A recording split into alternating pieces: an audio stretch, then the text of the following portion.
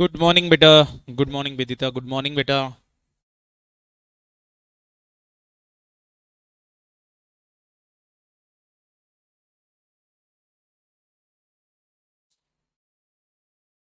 Good morning बेटा। Good morning. Radhe Radhe.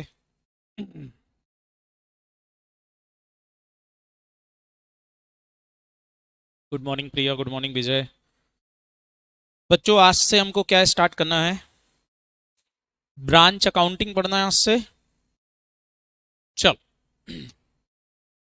Branch accounting से हमारी अकाउंटिंग को स्टार्ट करते हैं। जरा सारे बच्चे ध्यान से देखें। ब्रांच अकाउंटिंग के अंदर बेटा स्टार्ट करने से पहले आपको बता दूं, एग्जाम वेट जो है वो 10 से 12 नंबर का भी आ सकता है, 16 नंबर तक का भी ब्रांच पूछा जा सकता है। डिपेंड इंस्टीट्यूट कैसे क्वेश्चंस पूछता है। छोटे छोटे क्वेश्चंस भी बनते हैं, लैंदी क्वेश्चंस भी बनते हैं, कुछ भी इसके अंदर पूछा जा सकता है। चलें स्टार्ट करते हैं हमारी ब्रांच अकाउंटिंग। तो सबसे पहले हम बात करें ब्रांचेस की। तो ब्रांचेस क्या होती है बेटा? तो ब्रांच का मतलब होता है it is a expansion of our business. जब भी कोई बिजनेसमैन अपने बिजनेस को एक्सपांड करना चाहता है, बढ़ाना चाहता है, तो वो ब्रांच के थ्रू सबसे इजीली अपने बिजनेस का एक्सपांशन कर सकता है। बेसिकली ऑर्गेनाइजेशन क्यों एक्सपांशन करना चाहता है? ताकि कस्टमर तक वो पहुंच सके। सबसे इंपॉर्टेंट है पहुंच सके कहां तक? कस्टमर तक। कस्टमर तक पहुंचने का तरीका क्या होता है? हम कस्टमर हमारे पास तक पहुंचे, उससे अच्छा हम उसके पास पहुंच जाएं। तो उससे क्या हो जाएगा बेटा? जब कस्टमर को सहूलियत दिखेगी कि यार बिजनेसमैन हमारे पास में ही है, तो उसके प्रॉफिट अपने आप ही बढ़ जाएंगे। क्यों? क्योंकि कस्टमर पास से लेना पसंद करता है, ना कि दूर जाके।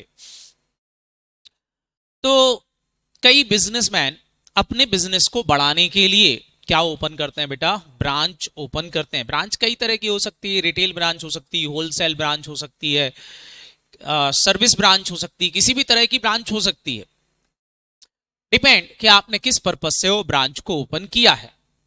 लेकिन ब्रांच कैसी भी हो, अकाउंटिंग के पॉइंट ऑफ व्यू से अगर हम ब्रांच को डिवाइड करें तो दो चीजों की अकाउंटिंग अलग अलग तरीके से होती है। जैसे कि इनलैंड ब्रांच होगी तो उसकी अकाउंटिंग करने का तरीका अलग होगा, फॉरेन ब्रांच होगी तो उसको अकाउंट फॉर करने का तरीका अलग रहेगा। आप सबने पढ़ लिया है कि फॉरेन ब्रांच की अकाउंटिंग अकाउंटिंग स्टैंडर्ड 11 के अकॉर्डिंगली होती है, जबकि इनलैंड ब्रांच की अकाउंटिंग की अगर मैं बात करूं तो इनलैंड ब्रांच की अकाउंटिंग करने से पहले आपको देखना पड़ता है कि ब्रांच आपकी कौन सी है, डिपेंडेंट ब्रांच है या इंडिपेंडेंट ब्रांच है। अकाउंटिंग पॉइंट ऑफ व्यू से important is branch is dependent और ब्रांच इज इंडिपेंडेंट। अब आप बोलोगे सर ब्रांच डिपेंडेंट और इंडिपेंडेंट का मतलब क्या है? इंडिपेंडेंट ब्रांच का मतलब होता है कि ब्रांच की बुक्स ऑफ अकाउंट ब्रांच खुद ही मेंटेन करे। मतलब जब कोई ब्रांच अपनी बुक्स ऑफ अकाउंट खुद ही मेंटेन करती है तो that branch is independent branch. Dependent branch को अकाउंट में क्या बोला जाता है? जब हेड ऑफिस ही ब्रांच के बुक्स ऑफ अकाउंट को मेंटेन कर रहा हो, हेड ऑफिस खुद ब्रांच के बुक्स ऑफ अकाउंट को मेंटेन कर रहा हो, that branch is dependent branch. Dependent branch को अकाउंट फॉर करने के कई तरीके होते हैं, कई मेथड्स हैं। जैसे कि डेटर मेथड होती है, स्टॉक एंड डेटर सिस्टम होता है, फाइनल अकाउंट मेथड होती है, रिटेल आउटलेट मेथड होती है। तो ये सारी मेथड्स बेटा मेंटेन करने की तरीके हैं, एक एक करके इनको हम डिस्कस करेंगे।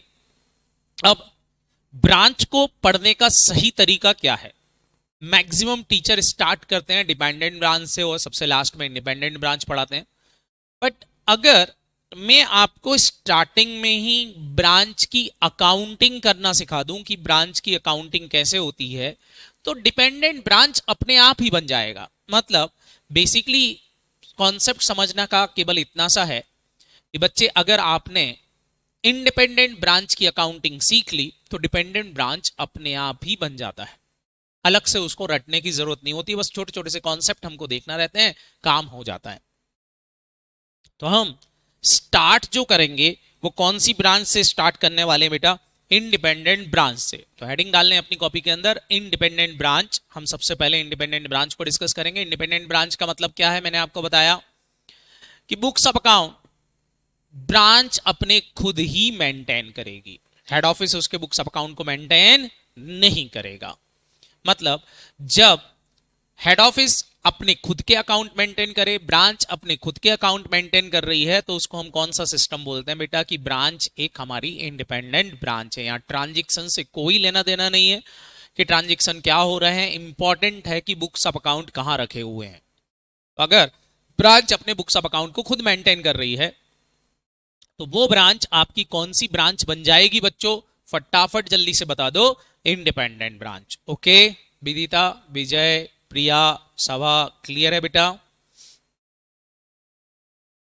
गुड। तो चलो स्टार्ट करते हैं हम इंडिपेंडेंट ब्रांच से कि इंडिपेंडेंट ब्रांच में किस तरह से अकाउंटिंग होगी। अब ऐसा मान के चलना, यहां पर बस दो चीजें अज्यूम कर लेना, दो चीजें सोच लेने से काम खत्म हो जाता है। ब्रांच का ओनर कौन है? तो ब्रांच का ओनर यहां पर मान लेना हेड ऑफिस को। मतलब जैसे ओनर पैसा लगाता है ब्रांच में तो हम लिखते थे cash account debit to capital, या हेड ऑफिस कुछ भी लगाएगा, कुछ भी देगा ब्रांच को, तो आपको मानना है कि वो कैपिटल ही है। हेड ऑफिस जो भी देगा ब्रांच को तो वो अपने यहां पर कैपिटल के जैसा ही ट्रीट करेगा, कैपिटल के जैसा ही लिखेगा। कौन? फटाफट बोलो। ब्रांच। ब्रांच अपनी बुक्स में क्या लिखेगी? कि उसके पास कैपिटल आई है। जब भी हेड ऑफिस कुछ भेजता है तो बोलेगा कैपिटल आई है। और अगर ब्रांच हेड ऑफिस को कुछ देगी तो मान लेना कि ये एक तरह की ड्राइंग है, हेड ऑफिस ने अपनी कैपिटल को विड्रॉ कर लिया है। बस दो कॉन्सेप्ट याद रखो। एक बात ध्यान रखो, ब्रांच के यहां कुछ भी हेड ऑफिस भेजेगा तो मान लेना कि ये पैसा कहां से आया है? एज अ कैपिटल आया है। काम खत्म। हेड ऑफिस की बुक्स में ब्रांच एक तरह का इन्वेस्टमेंट है, क्योंकि पैसा हेड ऑफिस कहां लगा रहा है? ब्रांच में, किसी के बिजनेस में लगा रहा है, ऐसा मान लेना। अब ब्रांच में लगा रहे हैं तो हेड ऑफिस के लिए ब्रांच एक तरह से क्या हो जाएगी बेटा? इन्वेस्टमेंट हो जाएगी। तो हम हेड ऑफिस की बुक्स में ब्रांच को एक तरह से इन्वेस्टमेंट की तरह ट्रीट करेंगे कि ब्रांच क्या है? हमारी एक इन्वेस्टमेंट है, हमने पैसा कहीं लगा रखा है। दोनों इंडिपेंडेंट है तो सेपरेट अकाउंटिंग मेथड फॉलो करेंगे। जो भी ब्रांच अपने ट्रांजैक्शन करेगी तो ब्रांच अपने बुक्स में रिकॉर्ड करेगी और हेड ऑफिस अपने बुक्स में अकाउंट फॉर करेगा। Separate accounting system. मतलब दोनों को सेपरेट एंटिटी मानेंगे, ब्रांच को एक अलग एंटिटी मानेंगे, हेड ऑफिस को एक अलग एंटिटी मानेंगे। अकाउंटिंग करना इज इजी, बस ऐसा मानना कि दोनों ही एंटिटी अलग अलग हैं, ब्रांच अलग है, हेड ऑफिस अलग है। मतलब ऐसा मान लो कि हेड ऑफिस मिस्टर ए है तो ब्रांच मिस्टर बी है, दोनों की बुक्स में अलग अलग अकाउंटिंग होगी। ये मान के बिल्कुल अकाउंटिंग मत करना कि दोनों एक ही हैं। क्लियर है कि नहीं? इंडिपेंडेंट ब्रांच के अंदर हमको बस इतना मान लेना है कि दोनों चीजें क्या हैं? अलग अलग हैं, हेड ऑफिस अलग, ब्रांच अलग। तो चलो कुछ अकाउंटिंग करते हैं। तो आप फटाफट फटाफट अपनी कॉपी में एक फॉर्मेट बना लो। सबसे पहले लिख लो ट्रांजैक्शन, एक कॉलम बना लो in the books of head office, एक कॉलम बना लो in the books of branch.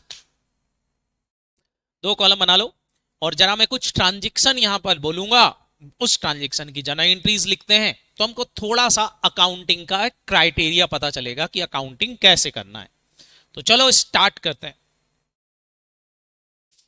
तो लिखें सबसे पहले, सबसे पहला ट्रांजैक्शन अगर मैं बोलूं दिया है, goods sold by head office on credit. HO ने गुड्स बेचा क्रेडिट पर। सारे बच्चे बताओ गुड्स किसने बेचा है? ब्रांच ने बेचा कि एचओ ने बेचा है?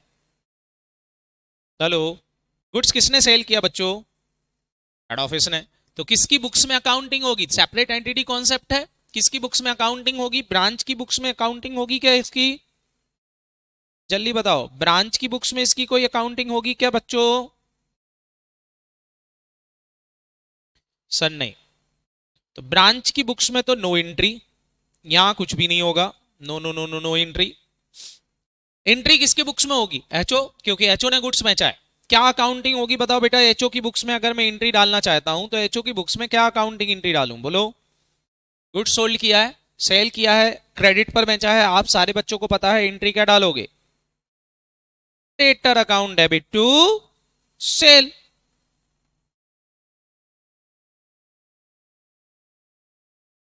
ये एंट्री सबको समझ में आ गई होगी, debtor to sale. Very good Aman, debtor account debit to sale किसकी बुक्स में होगी? एचओ की बुक्स में। नॉर्मल सिंगल जनरल एंट्री, आपको नॉर्मल जनरल एंट्री डालना है डबल एंट्री सिस्टम पर, आपको सबको पता है। पैसा आया नहीं है तो डेटर को डेबिट कर दिया, पैसा आया होता तो cash account debit to sale लिखते। दूसरा दिया है goods purchase by branch on credit, branch ने गुड्स खरीदिया क्रेडिट पर। सारे बच्चे बताओ किसकी बुक्स में एंट्री होगी? अब ब्रांच की बुक्स में होगी। एचओ की बुक्स में कोई एंट्री होगी क्या? नहीं सर, एचओ की बुक्स में कोई एंट्री नहीं होगी। ब्रांच की बुक्स में क्या होगी? गुड्स खरीदा है, क्या एंट्री डालेंगे बताओ ब्रांच की बुक्स में? Very good, purchase account debit to creditor. It is easy, purchase account debit to creditor. मतलब नॉर्मल डबल एंट्री सिस्टम पर हमको चलना है, कुछ भी नहीं। It is very very easy. Next दिया है expenses paid by branch, branch ने एक्सपेंसेस का पेमेंट किया। सारे बच्चे बताओ एचओ की बुक्स में कोई एंट्री होगी इसकी क्या? नहीं, सेपरेट एंटिटी कॉन्सेप्ट, ब्रांच पे कर रही है, ब्रांच की बुक्स में एंट्री होगी। क्या एंट्री होगी? Expenses account debit. आप सबने पढ़ा रखा है expenses always debit, expenses account debit to cash and bank. It is very easy. Normal accounting entry, expense account debit to cash and bank. अच्छा, फिक्स असेट खरीदी ब्रांच ने, branch ने fix asset purchase की, HO की books में कोई entry होगी क्या? तो आप बोलोगे सर नो एंट्री। किसकी बुक्स में होगी? ब्रांच की बुक्स में, क्योंकि ब्रांच ने खरीदी है। जनरल एंट्री क्या होगी? फिक्स असेट खरीदी, असेट्स ऑलवेज डेबिट। तो आप क्या लिखोगे? फटाफट बोलो, fix assets account debit to, क्या लिख दोगे? फटाफट बोलो, cash and bank. It is very easy. Normal accounting, depreciation provided by the branch, branch ने डेप्रिसिएशन प्रोवाइड किया, एचओ की बुक्स में फिर से कोई एंट्री नहीं होगी, ब्रांच की बुक्स में ही एंट्री होगी, क्योंकि ब्रांच ने डेप्रिसिएशन लगाया है। एंट्री क्या होगी आपको पता है? Depreciation account debit. बात समझ में आ रही है कि नहीं? एक्सपेंसेस ऑलवेज डेबिट, तो depreciation account debit to fix asset. आपको पता है एंट्री यही होती है। फिक्स असेट की वैल्यू कम हो जाएगी, अकाउंटिंग एंट्री हो गई depreciation account debit to fix asset. It is very easy. अब बताओ, अभी तक एक बात तुमको समझ में आई? अगर कोई ट्रांजैक्शन ब्रांच में हो रहा है तो उसको अकाउंट फॉर कहां करेंगे? ब्रांच में। अगर कोई ट्रांजैक्शन एचओ में हो रहा है तो एचओ अपने यहां एंट्री डालेगा। इट इज इजी, क्योंकि सेपरेट एंटिटी माना है, ब्रांच अलग एचओ अलग, तो दोनों की अकाउंटिंग अलग अलग हो रही है। लेकिन क्या हो अगर इनके बीच में ट्रांजैक्शन हो? जैसे मिस्टर ए और मिस्टर बी दो लोग थे, मिस्टर ए ने मिस्टर बी से गुड्स खरीदा, या मिस्टर बी ने मिस्टर ए को गुड्स सोल्ड किया, तो क्या अकाउंटिंग केवल एक जगह होगी कि दोनों जगह होगी? मिस्टर ए में भी होगी और मिस्टर बी में भी होगी। मतलब अगर ट्रांजैक्शन दोनों की बुक्स में हो, अगर दोनों लोग ट्रांजैक्शन कर रहे हैं कुछ आपस में, तो दोनों की बुक्स ऑफ अकाउंट में अकाउंटिंग होगी। इंपॉर्टेंट पॉइंट, जब दो लोग आपस में ट्रांजैक्शन करते हैं तो इफेक्ट रिवर्स होते हैं। अगर एक के यहां कोई असेट क्रिएट होती है तो दूसरे के यहां लाइबिलिटी क्रिएट होगी, या एक के यहां पर एक्सपेंसेस आया है तो दूसरे वाले के पास इनकम आएगी। से मिस्टर ए ने मिस्टर बी को गुड्स बेचा, तो मिस्टर ए ने गुड्स सेल किया है तो मिस्टर ए में क्या होगा? सारे बच्चे बताओ, सेल इनकम बुक होगी। मिस्टर बी गुड्स सेल कर रहे हैं कि वो परचेज कर रहे हैं? परचेज कर रहे हैं, तो उनके यहां परचेज बुक होगी। तो एक के यहां एक्सपेंसेस क्रिएट हुआ, दूसरे के यहां क्या क्रिएट होगी? सेल क्रिएट होगी, इनकम क्रिएट होगी। हमेशा ऐसा होगा जब दो लोग आपस में ट्रांजैक्शन करते हैं तो अकाउंटिंग आर रिवर्स। अगर सामने वाले के यहां सेट है तो दूसरे वाले के यहां लाइबिलिटी आएगी, और अगर इसके यहां लाइबिलिटी है तो उसके यहां असेट्स आएगी। It is very very easy. बात समझ में आई कि नहीं? बोलो हेलो। तो बस अब हमको ध्यान रखना है, अगर ब्रांच और एचओ के बीच में जो ट्रांजैक्शन हो रहे हैं तो उन ट्रांजैक्शन को कैसे अकाउंट फॉर किया जाएगा, बस वो हमारे लिए इंपॉर्टेंट है। बाकी नॉर्मल ट्रांजैक्शन जो ब्रांच लिख रहा है, एचओ लिख रहा है, वो आपस में लिखते रहेंगे। देखो जरा, पहला दिया है जैसे goods send to branch by head office. HO ने ब्रांच को गुड्स भेजा, तो ऐसा मान लो ये goods send to branch HO के लिए एक तरह की सेल है। Goods send to branch HO के लिए क्या है, फटाफट बोलो, सेल है। अब हम यहां पर गुड्स सेंड टू ब्रांच को दो पार्ट में डिवाइड करेंगे। जो भेज रहा है उसके लिए सेल है, और जो खरीद रहा है, जिसके यहां आ रहा है, उसके लिए क्या मान लो, परचेस मान लो। तो अकाउंटिंग एंट्री डालें तो बताओ ये सेल कर रहा है।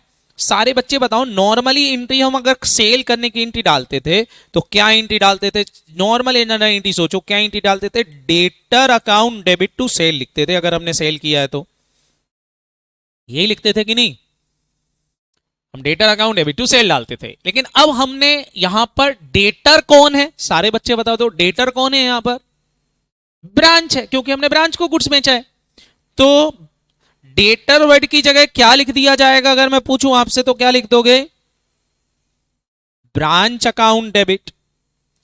और चूंकि ये इंटर ट्रांजेक्शंस है, ब्रांच और एचओ है तो एक ही, बट अकाउंट के लिए मैंने अलग अलग लिख रखा है।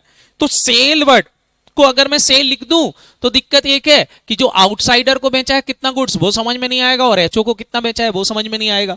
तो दोनों वर्ड्स अलग अलग कर लेते हैं। तो सेल वर्ड की जगह पर कौन सा वर्ड लिख दिया जाएगा? That is very very important. Sale word की जगह कौन सा वर्ड लिख देंगे यहां पर? To goods send to branch. Bracket में लिख लो, ये गुड्स सेंड टू ब्रांच का नेचर कैसा होगा? फटाफट बोलो, सेल्स अकाउंट के जैसा ही होगा। मतलब जो ट्रीटमेंट आप सेल का करते थे वही treatment goods send to branch का करेंगे। It is easy. बात समझ में आई कि नहीं? तो डेटर की जगह क्या आ गया बेटा? ब्रांच आ गया। और सेल की जगह क्या आ गया? गुड्स सेंड टू ब्रांच आ गया। अब सोचो, इसने गुड्स बेचा है तो उसको गुड्स मिला होगा, तो इसने परचेस किया है। अब आप जरा परचेस की अकाउंटिंग सोचो, क्या लिखते थे? परचेस करने की एंट्री क्या होती थी? फटाफट बोलो। ये अपनी बुक्स में purchase account debit to creditor लिखता। Purchase account debit to creditor, क्योंकि ब्रांच ने गुड्स परचेस किया है। आपने ऊपर एंट्री यही डाली थी, जब भी कुछ परचेस करते थे तो purchase account debit to creditor. अब यहां पर परचेस वर्ड यूज करते हैं जब हम किसी आउटसाइडर से खरीद रहे हो। ब्रांच और एचओ तो एक ही है, तो हमको पता चल सके कि ब्रांच से हमने कितना खरीदा है, तो इसका भी एक नाम चेंज कर देते हैं। परचेस वर्ड की जगह पर कौन सा नाम लिख दूं? That is very very important. तो हम लिख देंगे यहां पर गुड्स फ्रॉम एचओ या गुड्स रिसीव फ्रॉम ब्रांच, दोनों में से कोई भी वर्ड लिख सकते हो। तो आप जो बोलो, क्या लिख दें? गुड्स फ्रॉम एचओ अकाउंट, या गुड्स रिसीव फ्रॉम ब्रांच भी लिख सकते हो, उसमें कोई दिक्कत नहीं है। टू क्रेडिटर, क्रेडिटर फिक्स है। बताओ यहां पर क्रेडिटर का नाम क्या है? सारे बच्चे जल्दी से क्रेडिटर का नाम तो बताएं। क्रेडिटर का नाम क्या है? बोलो। एचओ, क्योंकि ये गुड्स एचओ से आया है तो ये लिख देगा to HO account.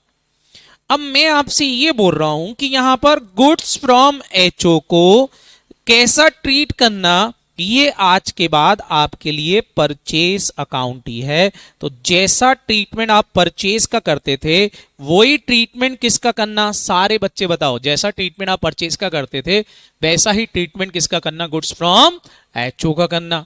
Is that clear? बोलो, इतना सबको समझ में आया कि नहीं? बोलो बच्चों। तो यहां पर क्या लिख दिया मैंने? गुड्स फ्रॉम एचओ अकाउंट, और ये आपका बिल्कुल परचेज अकाउंट के जैसा ही होगा। काम खत्म। ट्रीटमेंट इसका परचेज अकाउंट के जैसे होगा। बस हमको ये जो नए अकाउंट खुल रहे हैं ये सीखना है, बाकी तो सिंगल एंट्री है पूरा। मतलब जो डबल एंट्री सिस्टम आपने पढ़ रखा है 12th क्लास के अंदर, 11th क्लास के अंदर, उसके बाद फाउंडेशन में पढ़ा, सेम सब कुछ वही है। बस ये नए नए अकाउंट सीख लो कि नए अकाउंट्स का क्या है। 2 नए अकाउंट खुले अभी तक मैंने। कौन कौन से? गुड्स सेंड टू ब्रांच और गुड्स फ्रॉम एचओ, या गुड्स रिसीव फ्रॉम ब्रांच, कुछ भी लिख सकते हो। दोनों में से आपसे बोला कि जो भी आपको लिखना हो बेटा लिख सकते हो, आपके पास ऑप्शन है, कोई दिक्कत नहीं है कि यही लिखना है हमको अकाउंट। बताओ क्या इन दोनों अकाउंट की मीनिंग सबको क्लियर हो गया कि नहीं? एक जगह सेल और दूसरी जगह क्या लिखोगे बच्चों? परचेज। It is easy. अब बताना, गुड्स रिटर्न कर दिया, ब्रांच ने एचओ को गुड्स रिटर्न कर दिया, तो क्या हो जाएगी? ये एंट्री रिवर्स कर दो, या फिर हम एक सेपरेट अकाउंट खोलें, रिटर्न वाले अकाउंट खोलें। तो यहां हम सेपरेट अकाउंट नहीं ओपन करते, हम हमारा टाइम बचाएंगे। हम क्या कर देंगे? इसको रिटर्न कर देंगे। तो रिटर्न में क्या हो जाएगा, एंट्री रिवर्स हो जाएगी। बताओ क्या एंट्री हो जाएगी, ये लिख लेगी goods send to branch account को डेबिट कर देगी, मतलब सेल को कैंसिल कर देगी, और टू डेटर को कैंसिल कर देंगे। क्या लिख देंगे, फटाफट बोलो, टू ब्रांच अकाउंट। क्या ये बात समझ में आई कि नहीं? एच ब्रांच भी अपनी बुक्स में रिवर्स एंट्री डाल देगी। क्या एंट्री डाल देगी, एचओ अकाउंट डेबिट, एचओ को डेबिट कर देगी, रिवर्स कर देगी, to goods from HO account, entry को रिवर्स कर देगी, कम कर देगी गुड्स को। हम चाहे तो रिटर्न के सेपरेट अकाउंट भी ओपन कर सकते हैं। रिटर्न के सेपरेट अकाउंट ओपन करने में क्या होगा, एग्जाम में हमारे पास चार चार अकाउंट हो जाएंगे, और टेंशन वाली बात। इससे अच्छा हम इसको नेट कर दें, तो यहीं रिवर्स होते जाएंगे। तो ये ज्यादा इजी तरीका है। तो एंट्री क्या हो गई बच्चों, रिवर्स हो गई, काम खत्म। करते बनेगा कि नहीं, गुड। अब बताना, कैश सेंड टू ब्रांच। भैया मैंने कैश भेजा ब्रांच को, सारे बच्चे बताओ, ब्रांच को कैश दिया। किसी को कैश देते तो एंट्री क्या डालते, किसी को भी कैश दोगे, सामने वाले को दोगे, से राम को कैश दिया तो Ram account debit to cash लिखते ना। यहां पर हम किसको दे रहा है, ब्रांच को, तो एंट्री क्या हो जाएगी, फटाफट बोलो, branch account debit to cash account, branch account debit to cash account. अब सारे बच्चे बताओ, इसको कैश मिला तो ये अपनी बुक्स में क्या एंट्री डालेगा, इसको कैश मिला है तो ये अपनी बुक्स में क्या एंट्री डाल देगा, cash account debit to HO. मतलब आपको एक बात समझ में आ गई, जो आ रहा है उस चीज को डेबिट कर देंगे, और दूसरा अकाउंट एचओ ही लिखना है, कोई फर्क नहीं पड़ता। समझ में आया कि नहीं? नेक्स्ट दे रखा है, cash receive from branch by HO, cash receive from branch by HO. Same ही बात लिख दी मैंने, यहां पर मैं चेंज कर देता हूं, कैश रिसीव फ्रॉम एचओ लिखो, बाय ब्रांच उल्टा कर दिया मैंने। कैश रिसीव्ड हुआ एचओ को, किससे, ब्रांच से। सारे बच्चे बताओ क्या एंट्री होगी, पैसा किसको मिला है, एचओ को, तो कैश अकाउंट डेबिट कर देगा। टू किससे मिला बेटा, ब्रांच से, टू ब्रांच अकाउंट लिख देगा। यहां क्या एंट्री हो जाएगी, इसने एचओ को दिया होगा तो ये क्या लिख देगा, HO account debit to cash account, काम खत्म। अच्छा एक बात तुम सारे बच्चों जरा ध्यान से देखो, जब भी इनके बीच में ट्रांजैक्शन होंगे, जब भी इनके बीच में ट्रांजैक्शंस होंगे, किस किस के बीच में बोलो, एचओ और ब्रांच में, जनरली ये दो ट्रांजैक्शंस ही होते हैं, गुड्स भेजने के, गुड्स वापस आने के, कैश भेजने के, कैश वापस आने के, ये चार ट्रांजैक्शन ही होते हैं, इसके अलावा कुछ भी नहीं होता। जब भी ये ट्रांजैक्शंस होंगे तो आप जरा अगर ध्यान से देखो तो हमारी बुक्स में अगर हमने ब्रांच को डेबिट किया है तो उसने हमारे अकाउंट को क्या किया है, फटाफट बोलो, क्रेडिट किया है। मतलब अगर मेरी बुक्स में ब्रांच का डेबिट बैलेंस चल रहा है तो एचओ की बुक्स में सारे बच्चे बताओ क्या चल रहा होगा, हमारा क्रेडिट चल रहा होगा। या हमारी बुक्स में ब्रांच का डेबिट चल रहा है तो ब्रांच की बुक्स में एचओ अकाउंट का कौन सा बैलेंस चल रहा होगा, क्रेडिट चल रहा होगा। अच्छा बैलेंस हमेशा बराबर होंगे क्योंकि अमाउंट जो है बेटा सेम, जितना अमाउंट हम लिख रहे हैं उतना ही अमाउंट कौन लिख रहा है, फटाफट बोलो, ब्रांच लिख रही है। अरे हाँ है ना, तो बैलेंसेस हमेशा क्या आना चाहिए, इक्वल आना चाहिए। अब ये पूरा चैप्टर इसी पर बेस्ड है, इसी पर बेस्ड है। मतलब इंडिपेंडेंट ब्रांच के अंदर आपको इन बैलेंसेस को बराबर मानना है, और अगर ये बराबर नहीं है तो रीजन हो सकता है क्या, कोई एरर, कोई गलती। वो गलतियां ढूंढ के हमको फाइनल अकाउंट बनाना पड़ता है। मतलब इस चैप्टर में करना कुछ भी नहीं है, आपको ये जो ट्रांजैक्शन हो रहे हैं इनके बीच के ट्रांजैक्शन को रिकंसाइल करना पड़ता है। अब रिकंसाइल कब करेंगे बेटा, जब इनके बीच में कोई गलती हुई हो, एरर हुई हो, मिस्टेक हुई हो। एरर क्या हो सकती, ओमिशन एरर, ब्रांच ने अकाउंटिंग कर रखी है, एचओ ने नहीं कर रखी, या एचओ ने कर रखी है, ब्रांच ने नहीं कर रखी, ये एक गलती हो सकती है। जनरली यही गलतियां होती हैं। दूसरा ऐसा भी हो सकता है कि गुड्स भेजा था 50,000 का लेकिन पहुंचा हुआ 30,000 का, तो इसने 50 से एंट्री डाल रखी, उसने 30 से डाल रखी है, डिफरेंस आ सकते हैं। तो रीजंस हमको पता करके इनको रिकंसाइल करना रहता है एग्जाम के अंदर, और ये रिकंसाइल करना अगर आ गया तो काम खत्म है। मतलब बेसिकली हमको ये सीखना है कि इनके बीच में डिफरेंसेस कब आ जाते हैं और कैसे आ जाते हैं और उन डिफरेंसेस को हम कैसे करेक्ट कर सकते हैं। अगर ये हमको करना आ गया तो काम खत्म बेटा, चैप्टर खत्म हो जाएगा। अब यही कॉन्सेप्ट हमको इस पूरे चैप्टर में पढ़ना है। मैं आपसे बोलूं ब्रांच के चैप्टर में अगर आपको ये मैंने यहां पर 8 एडजस्टमेंट लिखे हैं, अगर ये 8 एडजस्टमेंट आपको आते हैं तो चैप्टर इज फिनिश, काम खत्म। फिर आप चाहे वो डिपेंडेंट ब्रांच का क्वेश्चन हो चाहे इंडिपेंडेंट ब्रांच का क्वेश्चन हो, बहुत आराम से सॉल्व कर सकते हो, केवल ये 8 एडजस्टमेंट अगर आपको आते हैं तो। अब बताओ क्या हम 8 एडजस्टमेंट नहीं पढ़ सकते? 8 पढ़ो, ब्रांच खत्म हो जाएगा। समझ में आई बात की नहीं? तो चलो फटाफट 8 एडजस्टमेंट को नोट डाउन कर लो अपनी कॉपी के अंदर। इन्हीं के बारे में हम डिस्कशन करेंगे पूरे चैप्टर में। यही पॉइंट होते हैं आपके, चाहे वो डिपेंडेंट ब्रांच का क्वेश्चन हो चाहे वो इंडिपेंडेंट ब्रांच का क्वेश्चन हो, इन्हीं एडजस्टमेंट से रिलेटेड आपको एडजस्टमेंट दिए रहते हैं। कौन कौन से? पहला है branch fix asset register maintain by head office. या ब्रांच का fix asset register HO maintain कर ले तो HO expenses to be charged by branch. HO के एक्सपेंसेस जो हैं वो ब्रांच पे चार्ज कर रहा है HO. Goods in transit, cash in transit, abnormal loss और insurance claim. Branch debtor directly goods return to HO या HO directly paid to branch creditor, stock reserve और इंटर ब्रांच ट्रांजेक्शन। बस इन 8 adjustment को पढ़ेंगे और फिर हम क्वेश्चन चालू कर देंगे, हमसे क्वेश्चन इजीली बनेंगे। बस फिर हमको मेथड्स पर सीखना है।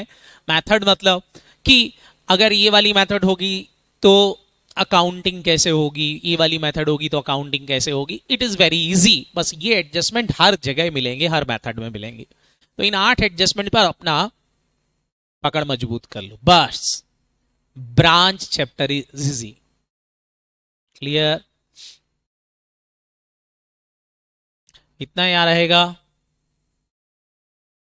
हाँ या ना? गुड। तो चलो एक एक करके स्टार्ट करते हैं, सारे एडजस्टमेंट लिखना चालू करते हैं। करें?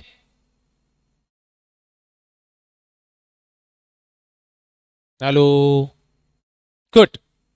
तो चलो सबसे पहला कॉन्सेप्ट समझते हैं। Branch fix asset maintain by head office. इसका मतलब क्या है? पहले तो ये बताओ, अकाउंट में भली हमने ब्रांच और एचओ दोनों को सेपरेट एंटिटी माना है कि भैया एचओ अलग है ब्रांच अलग है, लेकिन क्या एक्चुअल में अलग अलग है? नहीं, केवल अकाउंटिंग पॉइंट ऑफ व्यू से अलग अलग मान रहे हैं। ये बिल्कुल वैसा जिसे हमने पढ़ा था बिजनेस एंटिटी कंसेप्ट, जिसमें बिजनेस और ओनर दोनों को सेपरेट एंटिटी मानते थे, लेकिन वो केवल अकाउंटिंग पॉइंट ऑफ व्यू से था। लीगल पॉइंट ऑफ व्यू से तो एक ही होती थी। सेम यहां पर। तो सारे बच्चे बताओ, फिक्स असेट एक ऐसी चीज है, क्या उसका ट्रांजैक्शन बार बार ब्रांच और एचओ के बीच में होता होगा? सोचो। नहीं भाई, मैंने फिक्स असेट ब्रांच में एक बार रखवा दी, फर्नीचर रखवा दिया, ओपन करवा दी, वहां पर सारा सामान रखवा दिया, मशीनरी रखवा दी, प्लांट रखवा दिए, सब रखवा दिए। तो उसके बाद ब्रांच में फिक्स असेट का एक आध ट्रांजैक्शन कभी कभार होता होगा कि ब्रांच बोल दे भैया मेरे को नया फर्नीचर दिलवा दो, नया सोफा दिलवा दो, नया ये दिलवा दो, तो एक आध ट्रांजैक्शन साल भर में होगा। तो हेड ऑफिस सोचता है कि यार फिक्स असेट के ट्रांजैक्शन चूंकि बार बार होते ही नहीं है, तो क्यों ना फिक्स असेट का रजिस्टर हेड ऑफिस में ही मेंटेन कर लिया जाए। क्योंकि बाद में अल्टीमेटली करना क्या है, ब्रांच की सारी असेट को उठा के हेड ऑफिस में लाना है। जब फाइनल अकाउंट बनाएंगे तो पूरे एक के ही फाइनल अकाउंट बनेंगे हेड ऑफिस के, तो बाद में लाना ही है। उससे अच्छा फिक्स असेट को यहीं मेंटेन कर लेते हैं।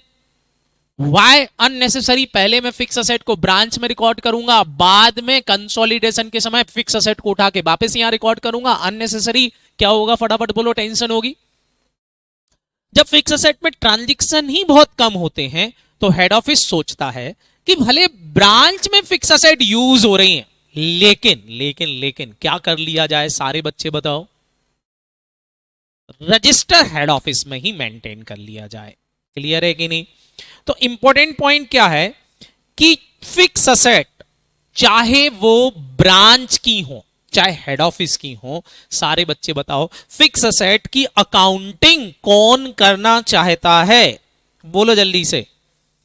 फिक्स असेट की अकाउंटिंग, चाहे वो फिक्स असेट किसकी है, फटाफट बोलो। ब्रांच की फिक्स असेट है, चाहे वो फिक्स असेट किसकी है, बोलो। हेड ऑफिस की फिक्स असेट है। इन दोनों की अकाउंटिंग कौन मेंटेन करना चाहता है? जोर से बोलो। हेड ऑफिस मेंटेन करना चाहता है, वो चाहता है कि मेरे पास ही बुक्स में मेंटेन रहे, ब्रांच की बुक्स में मेंटेन ना हो। जबकि फिजिकली फिक्स असेट यूज कहां हो रही है? आप सोचो, फिजिकली फिक्स असेट यूज कहां हो रही है, बोलो। ब्रांच यूज कर रही है। मतलब असेट है ब्रांच में, ऐसा नहीं है कि असेट भी एचओ ने रख ली, नहीं, असेट एक्चुअल में कहां रखी है? ब्रांच में। लेकिन मेंटेन कौन कर रहा है, फटाफट बोलो। हेड ऑफिस मेंटेन कर रहा है। समझ में आया कि नहीं? लॉजिकली सारी बातें क्लियर है? हो क्या रहा है सबको समझ में आया कि नहीं? बताओ, फिक्स असेट यूज कौन कर रहा है? फिजिकल फिक्स असेट कहां पर अवेलेबल है? ब्रांच के पास, देखो मैंने दिखा रखा है। जबकि रजिस्टर अकाउंटिंग कौन मेंटेन कर रहा है इसकी, बोलो। एचओ। क्लियर है कि नहीं? तो अब यहां पर मेरे को अकाउंटिंग के बारे में सोचना है। तो यहां की अकाउंटिंग करने का तरीका मैं आपको बहुत सरल तरीका बता देता हूं। ब्रांच के लिए फिक्स असेट का नाम, फिक्स असेट का नाम ब्रांच अपनी बुक्स में फिक्स असेट का नाम नहीं लिखेगी। अब क्यों नहीं लिख सकती? क्योंकि फिक्स असेट अकाउंट इसको ओपन करने से मना किया है कि भैया तुम फिक्स असेट अकाउंट ओपन मत करना। क्यों नहीं ओपन करना सर? क्योंकि फिक्स असेट किसके पास ओपन हो रही है? हेड ऑफिस में। तो तुम अपनी बुक्स में किसका अकाउंट ओपन नहीं करोगे? ब्रांच को बोला तुम अपनी बुक्स में ये अकाउंट ओपन मत करना। तो सर फिर अकाउंटिंग कैसे करेंगे फिक्स असेट की ब्रांच की बुक्स में? ऐसे केस में ब्रांच फिक्स असेट को ओपन करता है किस अकाउंट के थ्रू? HO account. वो इसको एचओ अकाउंट ही लिखेगा। बस इतना याद कर लो, बाकी काम खत्म हो जाएगा। क्या ये बात समझ में आई? ब्रांच अपनी बुक्स में किस नाम से लिखेगा फिक्स असेट को, फटाफट बोलो। अब हेड ऑफिस उसको मना कर दिया कि तुम फिक्स असेट अकाउंट ओपन मत करना, वो तो हमने रख रखी है एचओ की बुक्स में। तो अब जब भी फिक्स असेट से रिलेटेड ट्रांजेक्शन होंगे तो फिक्स असेट नाम की जगह ब्रांच अपनी बुक्स में किसका नाम लिख लेगा, बोलो। हेड ऑफिस का नाम लिख लेगा। अकाउंटिंग अपने आप हो जाएगी। क्लियर है कि नहीं? मना कर दिया ना, तो एचओ का नाम लिख लो, काम खत्म। क्लियर? हेलो? तो बस इस केस में बस एक नाम लिख लो कि ब्रांच के लिए फिक्स असेट का नाम क्या हो जाएगा। अगर ऐसा लिखा है तो ब्रांच के लिए फिक्स असेट का नाम क्या हो जाएगा? सारे बच्चे जल्दी से बताओ मेरे प्यारे बच्चों, क्या हो जाएगा? ब्रांच के लिए फिक्स असेट का नाम क्या हो गया? हेड ऑफिस हो गया। चलो हम कुछ ट्रांजेक्शन करते हैं तो अपने आप बातें समझ में आ जाएंगी। क्लियर है कि नहीं? चलो करते हैं ट्रांजेक्शन। पहला ट्रांजेक्शन है कि पहले तो ऐसा आप ये बना लो, in the books of head office लिख लो, in the books of branch लिख लो, ट्रांजेक्शंस लिख लो। तो पहला ट्रांजेक्शन ले रहा हूं, fix asset on purchase bye head office. Fix asset खरीदी एचओ ने। सारे बच्चे बताओ, अगर ये on purchase bye head office मतलब फिक्स असेट की बात चल रही है, ध्यान रखना। क्लियर है कि नहीं? किसने खरीदी फिक्स असेट? जोर से बोलो, फिक्स असेट किसने खरीदी बच्चों? हेड ऑफिस ने। क्या एंट्री होगी? ये तो अपनी बुक्स में क्या लिख सकता है? फिक्स असेट खरीदा है तो फिक्स असेट लिखेगा कि नहीं? क्या लिखेगा? Fix asset account debit. To cash and bank, normal accounting. Branch की बुक्स में एंट्री होगी क्या? No, no entry. ब्रांच की बुक्स में कोई एंट्री नहीं होगी। Important, on purchase by branch, branch ने फिक्स असेट खरीदी। अब सारे बच्चे बताओ, ब्रांच ने फिक्स असेट खरीदी, क्या ब्रांच अपनी बुक्स में फिक्स असेट वर्ड लिख सकता है? नहीं लिख सकता। फिक्स असेट अकाउंट किसकी बुक्स में ओपन होगा, सोचो। एचओ की बुक्स में ओपन होगा भैया फिक्स असेट, तो चाहे खरीदे कोई भी। पैसा किसका गया, सोचो जरा, पैसा किसका गया? ब्रांच का गया है, तो ब्रांच अपनी बुक्स में बैंक अकाउंट तो लिखेगी। लेकिन सोचो फिक्स असेट अकाउंट ओपन होगा एचओ की बुक्स में, अब इसको मेरे को रिकंसाइल करना है, दोनों के बैलेंसेस टैली करना है। तो मैंने क्या बोला था, बताओ बेटा, ब्रांच खरीद रही है फिक्स असेट, लेकिन फिक्स असेट की जगह किसका नाम लिख देगी? सारे बच्चे जल्दी से बताओ, किसका नाम लिख देगी? एचओ का। वो लिखेगी HO account debit to bank account. Fix asset की जगह क्या खरीदा फिक्स असेट है, लेकिन वो बनेगी एचओ खरीदा, तो इंडी क्या डालेगी? HO account debit to bank. और ये अपनी बुक्स में क्या लिख लेगा? सारे बच्चे बताओ, फिक्स असेट आ तो गई है ऑर्गेनाइजेशन में, तो फिक्स असेट को डेबिट कर देगा, लेकिन बैंक इसका नहीं गया, बैंक बैलेंस किसका गया है? ब्रांच का। तो यहां पर ये अपनी बुक्स में क्या लिख देगा? फटाफट बोलो, टू ब्रांच अकाउंट। तो काम खत्म हो जाएगा। बोलो। तो देखो, जब ब्रांच फिक्स असेट खरीदेगी तो क्या एंट्री होगी? सारे बच्चे बताओ, दोनों की बुक्स में एंट्री डालना पड़ेगी। सर ये तो केवल ब्रांच का ट्रांजेक्शन था।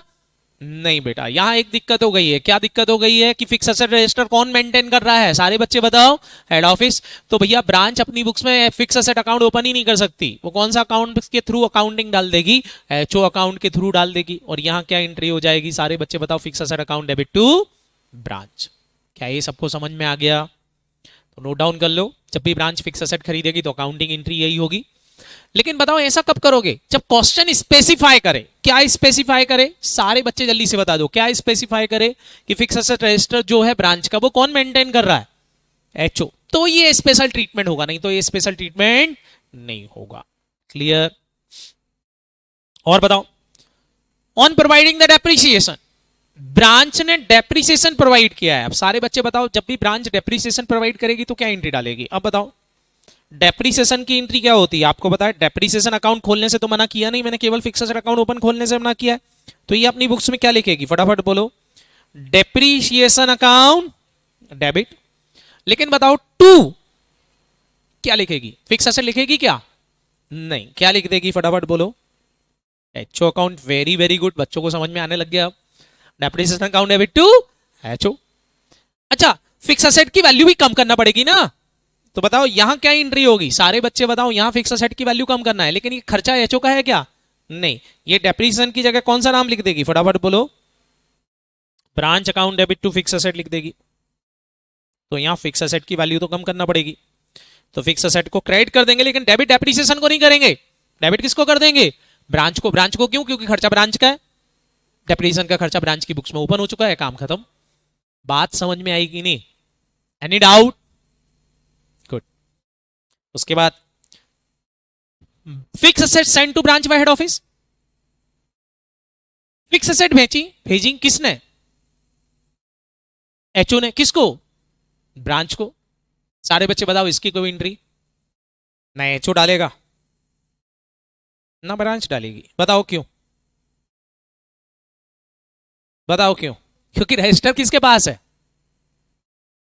रजिस्टर किसके पास है? एचओ के पास। वो मानेगा कि नहीं ये ट्रांजेक्शन हुआ है?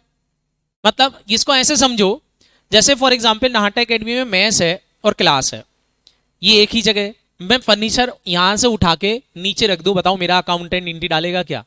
नहीं, क्योंकि रजिस्टर यही है। हाँ, मेस का रजिस्टर अलग है, मेरा रजिस्टर अलग है, तो फिर अकाउंटिंग अलग अलग होगी। लेकिन अगर रजिस्टर एक ही मेंटेन कर रखा है तो इसकी कोई एंट्री नहीं होगी, भले फिक्स असेट यहां पर रखी ना चाहे ब्रांच में रखी ना, उससे कोई फर्क नहीं पड़ता। तो दोनों की बुक्स में कोई एंट्री नहीं होगी, क्योंकि फिक्स असेट रजिस्टर केवल हेड ऑफिस में मेंटेन है। तो जो असेट थी वो ऑलरेडी रिकॉर्डेड है, एक बार और लिखने की जरूरत नहीं है, ना ब्रांच लिखेगी ना एचओ लिखेगा। क्या ये बात समझ में आई? मतलब सिंपल सी भाषा में बात करें तो अकाउंटिंग एंट्री दो इंपॉर्टेंट हैं। कौन कौन सी? एक, पहला केस, सारे बच्चे बताओ, जब कौन खरीद रहा हो फिक्स असेट? बोलो, सुना ही नहीं दिया। ब्रांच खरीद रही हो तो एंट्री क्या होगी? HO to bank. और ये अपनी बुक्स में क्या लिखेगा? Fix asset to branch. और दूसरा डेप्रिसिएशन की अकाउंटिंग। ये दो पॉइंट एग्जाम में पूछे जाते हैं, बाकी तो बेटा आपके नॉर्मल सिंगल एंट्री है। सारे बच्चे समझो, अगर फिक्स असेट एचओ ने ब्रांच को भेजी या ब्रांच ने एचओ को वापस लौटा दी, इसकी कोई एंट्री नहीं होगी, क्योंकि फिजिकली असेट यहां हो गई है, बुक्स तो एक ही है, तो उसमें एक बार फिक्स असेट रिकॉर्ड हो चुकी है, तो दूसरी बार रिकॉर्ड नहीं होगी, तो सेंड करने की कोई एंट्री नहीं होगी। लेकिन अगर आप बताओ, अगर दोनों के रजिस्टर अलग अलग होते, ब्रांच फिक्स असेट अपनी अलग मेंटेन कर रही होती है, जो अपनी बुक्स में कर रही होती है, तो फिर तो नॉर्मल अकाउंटिंग होती, फिर तो सब करते। बट ये इंपॉर्टेंट पॉइंट ये हो जाता है कि जब दोनों के बीच में ट्रांजेक्शन हो रहे हो और रजिस्टर एचओ रख रहा हो, तो फिर यहां पर हमको सोचना रहता है कि कब एंट्री डालें कब एंट्री नहीं डालें। Understood? Vijay Singh, yes sir. बाकी बच्चे, रितु, प्रिया, प्रियल, सॉरी, हर्षवर्धन, अमन, सबा, शिवानी, विदिता, गुड। अंडरस्टूड? सारे बच्चों को समझ में आ गया? गुड बेटा। इधर क्लियर है बेटा? तो हमको सोचना पड़ता है कि अकाउंटिंग कब डालें कब अकाउंटिंग नहीं डालें। It is easy. तो ये था बेटा हमारा क्या, fixed register maintain by head office. क्या आपको पहला कॉन्सेप्ट सबको समझ में आ गया? बन जाएगा एडजस्टमेंट इसका? तो चलो एक एग्जाम्पल करते हैं इसका। देखो जरा, एग्जाम्पल भी मैं लेके आया हूं छोटा सा। दिया है on 1 April 2022 a head office purchase a plant costing ₹1 lakh for the branch। Branch के लिए एचओ ने एक प्लांट खरीदा 1 अप्रैल को। मैं दोनों की बुक्स यहां बना रहा हूं, सारे बच्चे मेरे को जल्दी से इसकी अकाउंटिंग बताएंगे। तो दोनों की बुक्स हम बना लेते हैं यहां पर, एचओ की बुक्स और ब्रांच की बुक्स। एंट्रियां डालता चालू करते हैं। मैंने लिख लिया इन the books of head office, in the books of branch. पहला पॉइंट दिया है कि भैया प्लांट खरीदा है। किसने खरीदा है? एचओ ने खरीदा है। सारे बच्चे बताओ रजिस्टर कहां मेंटेन है? नीचे क्वेश्चन में लिखा भी है। ऐसा मानना है कि फिक्स असेट जो है वो कौन मेंटेन कर रहा है? लिखा है fix asset account maintain by head office. ये लाइन लिखी है तो हमको स्पेशल ट्रीटमेंट देना है। अगर ये लाइन नहीं लिखी हो तो स्पेशल ट्रीटमेंट देने की जरूरत नहीं है। क्या ये बात समझ में आई? खतरा यहां से चालू होता है। अब बताओ सारे बच्चे, पहला पॉइंट दिया है प्लांट परचेज किया है एचओ ने, दिया है प्लांट परचेज बाय एचओ। अब बताओ ब्रांच के लिए खरीदा है, लेकिन एचओ अपनी बुक्स में क्या एंट्री डालेगा? सारे बच्चे जल्दी से बता दो क्या एंट्री डालेगा? नॉर्मल। एचओ ने खरीदा है प्लांट अकाउंट डेबिट टू, क्या लिख देगा फटाफट बोलो? Bank account. पैसा एचओ ही ने दिया है और रजिस्टर भी यहीं पर है। कितने रुपए का खरीदा बेटा? 1 लाख, 1 लाख रुपए से एंट्री हो गई। 1 लाख रुपए से काम खत्म। ब्रांच की बुक्स में कोई एंट्री होगी क्या?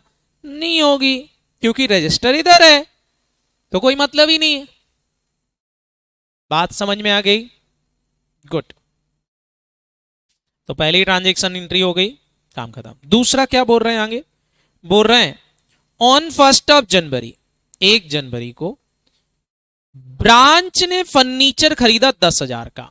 सारे बच्चे बताओ, ब्रांच ने फर्नीचर खरीदा 10,000 का। अब बताओ furniture purchase by branch.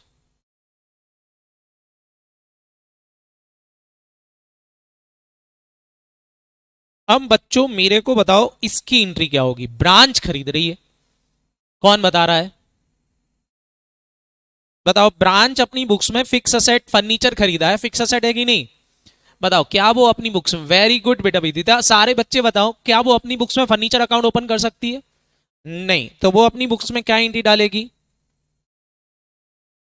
HO account debit to bank. कितने रुपए का? 10,000। लेकिन फर्नीचर तो ऑर्गेनाइजेशन में आ गया तो फर्नीचर अकाउंट तो ओपन करना ही पड़ेगा। कहां ओपन होगा वो? सारे बच्चे जल्दी से बता दो, वो कहां अकाउंट ओपन होगा? एचओ की बुक्स में। क्या एंट्री डालना पड़ेगी मेरे को? Furniture account debit to. अभी कैश की जगह कौन सा वर्ड लिख देगा?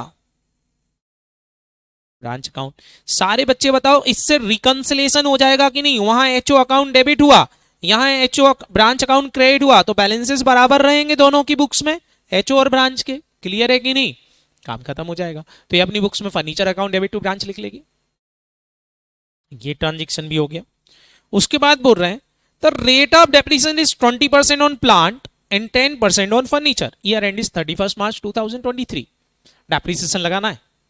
सारे बच्चे बताओ डेप्रिसिएशन लगाने की अकाउंटिंग क्या होगी? डेप्रिसिएशन ऑन प्लांट, सबसे पहले प्लांट पे लगा देते हैं। डेप्रिसिएशन का खर्चा किसकी बुक्स में बुक होगा? बताओ, ये किसके लिए खरीदे हैं? असेट जो खरीदेंगे वो एचओ के लिए खरीदेंगे कि ब्रांच के लिए? ब्रांच यूज ब्रांच कर रही है तो खर्चा भी ब्रांच की बुक्स में आना चाहिए। तो बताओ, डेप्रिसिएशन अकाउंट ओपन होगा किसकी बुक्स में? तो depreciation on plant account debit, depreciation on plant account debit. To plant लिखूं क्या यहां? नहीं, क्या लिखेंगे? To HO. सारे बच्चे बताओ, एक तो depreciation on plant account open होगा और एक और डेप्रिसिएशन लगाना है किस पर? तो depreciation on furniture account debit to HO. एक साथ लिख दूं, चलेगा? बताओ तो जरा अमाउंट कितना कितना आएगा। सारे बच्चे बताओ, प्लांट मैंने खरीद लिया था 1 अप्रैल को ही, तो इस पर तो पूरे साल भर का लगेगा। लेकिन फर्नीचर खरीदा 1 जनवरी को, तो इस पर 3 महीने का लगेगा। तो जरा दोनों का डेप्रिसिएशन बता दो। प्लांट का डेप्रिसिएशन 1 लाख का 20%, ये तो हो जाएगा 20,000। फर्नीचर का निकाल दो जरा 10,000 पर 3 महीने का डेप्रिसिएशन। रेट क्या है बेटा? रेट है 10%। जरा फटाफट इसका निकाल दो, 10% से 3 महीने का डेप्रिसिएशन 250 रुपए, 250। सही है क्या? टोटल मिला के 2HO कितना हो जाएगा? 20,250। सही है क्या? देखना, 250 रुपए बोला बच्चे ने मेरे को। विदिता सिंह 250 रुपए, 10,000 पर 10% से 3 महीने का 250 रुपए आ जाएगा। गुड। यहां क्या एंट्री होगी बताओ? यहां मेरे को दोनों असेट की वैल्यू कम करना है, तो हम क्या लिख देंगे? Branch account debit. डेप्रिसिएशन की जगह यहां ब्रांच वर्ड आ जाएगा। कितने रुपए से? सारे बच्चे बताओ, 20,250 से। और टू क्या लिख दोगे? जल्दी बताओ। टू प्लांट, एक तो प्लांट की वैल्यू कम कर देंगे कितने रुपए से? 20,000 से। और टू क्या लिखेंगे? फटाफट बोलो। फर्नीचर अकाउंट कितने रुपए से? 250 से। सिंपल सी भाषा में बात करें तो डेप्रिसिएशन अकाउंट यहां डेबिट हो रहा है, असेट यहां कम होंगी। और रिकंसिलेशन करने के लिए हम ब्रांच की बुक्स में एचओ वर्ड लिख देंगे, एचओ की बुक्स में ब्रांच वर्ड लिख देंगे, काम खत्म हो जाएगा। करते बन जाएगा क्या? तो ये था बेटा हमारा क्या? Fix asset register maintain bye कौन? फटाफट बोलो। Head office. किसका फिक्स असेट रजिस्टर? ब्रांच का। तो बताओ, अगर ऐसा छोटा सा क्वेश्चन आता है तो क्या आपसे जनरल एंट्री डालते बन जाएंगे? Any doubt? विदिता, सभा, शिवानी, रितु, क्लियर है बेटा? Priyal, Harshvardhan, good. Aman saying no sir, Priyal saying no sir, very good बेटा। इसी तरह से अकाउंटिंग एंट्री डालेंगे, काम खत्म हो जाएगा बेटा। It is very very easy. Accounting करना बहुत इजी है, बस अपनी बुक्स में थोड़ा सा दिमाग लगा के अकाउंटिंग करना रहेगी। तो ये था हमारा पहला कॉन्सेप्ट।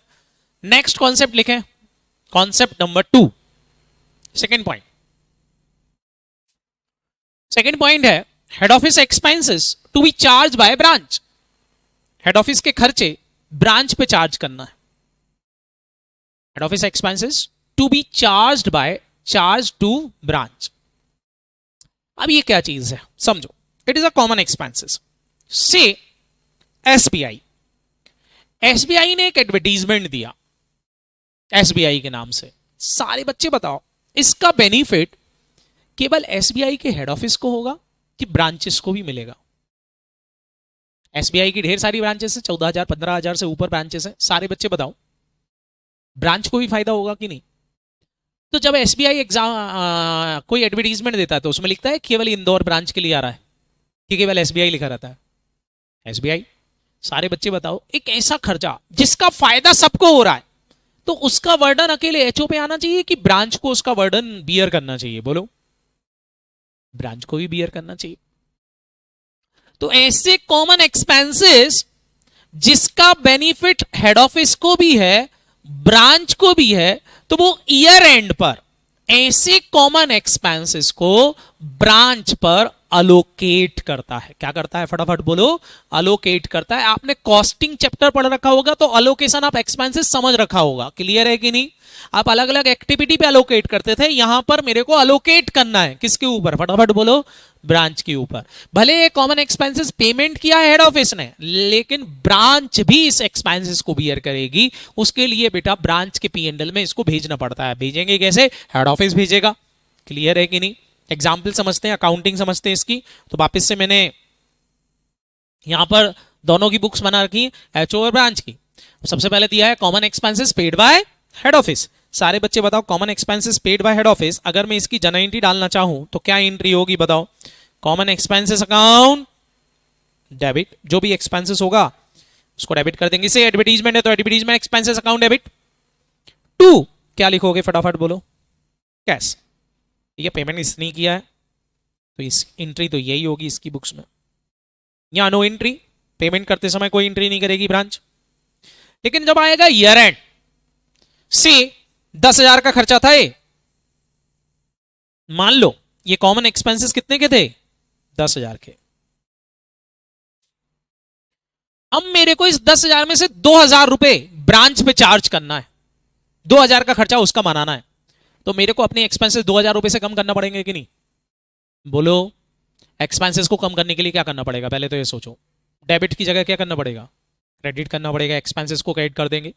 तो एचओ अपनी बुक्स में क्या करेगा, एक्सपेंसेस को क्रेडिट करेगा। क्या नाम लिखेगा यहां पर, टू कॉमन एक्सपेंसेस लिखेगा कि नहीं। कितने रुपए से कम करना है उसको, 2,000 रुपए से कम कर दिया। डेबिट किसको करेगा, ये किसके ऊपर चार्ज कर रहे हैं, ब्रांच, तो ब्रांच को डेबिट दे देगा। एंट्री क्या हो जाएगी, फटाफट बोलो, branch account debit to common expenses.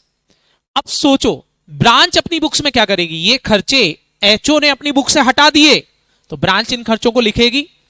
अब ब्रांच अपनी बुक्स में डेबिट करेगी तो ये लिखेगी क्या, फटाफट बोलो, common expenses account debit to, payment तो इसने किया नहीं है, क्या लिख देगी, एचओ अकाउंट। कितने रुपए से, फटाफट बोलो, 2,000 से, काम खत्म हो जाएगा। इसको बोलते हैं common expenses allocate to branch. Branch पर हमने अलोकेट कर दिए। तो कई बार एग्जाम में ये पॉइंट आता है कि भैया एक्सपेंसेस को अलोकेट करना है ब्रांच के ऊपर, या ब्रांच के खर्चे जो है वो किस पे लेके जाना है, एचओ पे ले जाना है, या एचओ पे ब्रांच के ले जाना है, कुछ भी हो सकता है। अकाउंटिंग ऐसे ही करेंगे। बात समझ में आ गई सबको कि नहीं, बोलो, गुड। तो ये वाला पॉइंट आ सकता है बेटा। ये कॉन्सेप्ट हमको पता होना चाहिए कि जब एक्सपेंसेस को अलोकेट किया जाएगा तो क्या अकाउंटिंग एंट्री होगी। तो देखो जरा, मैंने एक ट्रांजेक्शन लिया यहां पर, journalise the following transaction the books of head office and branch. आपको हेड ऑफिस और ब्रांच की बुक्स में जनरलाइज करना है। पहला दिया head office charge ₹4,000 Delhi branch account office expenses. Total advertisement expenses paid by head office 90,000। 40% expenses charge to branch. दो transaction आपको दिए, दोनों ट्रांजेक्शन की आपको अकाउंटिंग एंट्रीज बताना है। सारे बच्चे मेरे को जल्दी से अकाउंटिंग एंट्रीज बताएंगे। मैं यहां पर दोनों की बुक्स बना रहा हूं, देखते हैं कितने बच्चे ट्रांजेक्शन की अकाउंटिंग बता सकते हैं।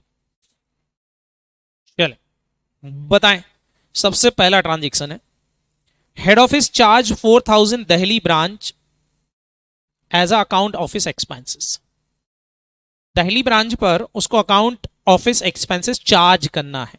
एचओ की बुक्स में क्या होगा, एचओ की बुक्स में क्या लिखेंगे, सारे बच्चे जल्दी से बता दो। एचओ की बुक्स में क्या लिखेंगे, फर्स्ट ट्रांजेक्शन की अकाउंटिंग लिख रहा हूं, क्या एंट्री होगी, बोलो।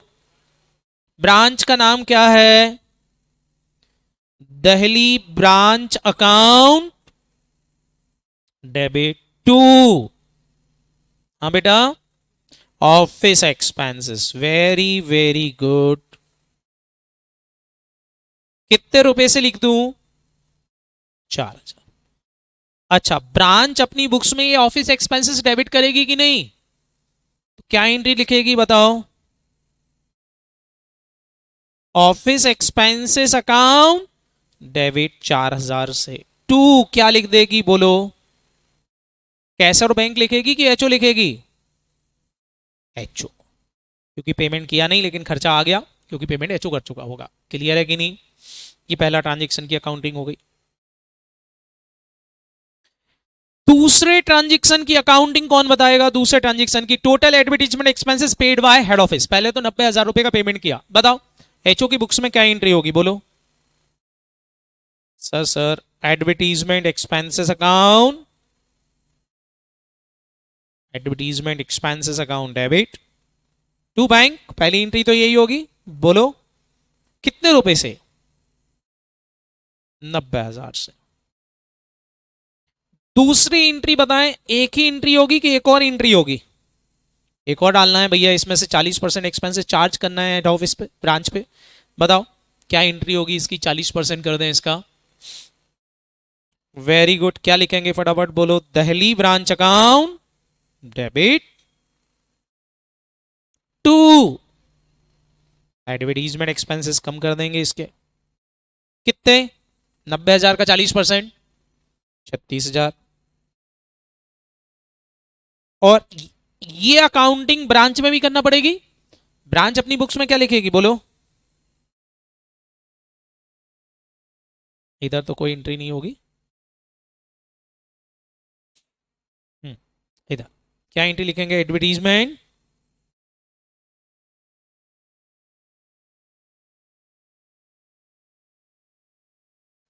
To HO 36,000। समझ में आ गया? एनी डाउट किसी भी बच्चे को? तो ये हमारा एग्जाम्पल हो गया, काम खत्म हो जाएगा, करते बन जाएगा बच्चों। तो इस तरीके से एक्सपेंडिचर हमको अलोकेट करना पड़ेंगे। ये था हमारा एक और ट्रांजेक्शन। तो बताएं दोनों कॉन्सेप्ट आपको समझ में आ गए अच्छे से? कौन कौन सी अभी तक देखा जाए तो मैंने 3 बातें समझाई हैं, सारे बच्चे ध्यान से समझ लो। पहली बात, गुड्स सेंड टू ब्रांच का nature, goods send to branch का नेचर सेल अकाउंट जैसा होगा, उसका ट्रीटमेंट सेल के जैसा ही करना है, जो ट्रीटमेंट सेल का होता था बिल्कुल वैसा करेंगे।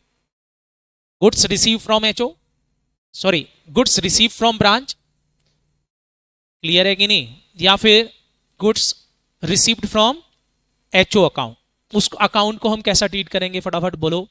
परचेस अकाउंट के जैसा ही ट्रीट करेंगे, ये परचेस के जैसा होगा, काम खत्म। It is the. दूसरी बात मैंने आपको समझाई, एचओ अकाउंट ब्रांच के लिए just like a capital account है, उसको हम बैलेंस शीट में कैपिटल के जैसा ही दिखाएंगे। ब्रांच एचओ के लिए इन्वेस्टमेंट है, तो अपनी बुक्स में इन्वेस्टमेंट के जैसा ही ट्रीट करेगी, बैलेंस शीट में ब्रांच अकाउंट आएगा एज अ इन्वेस्टमेंट।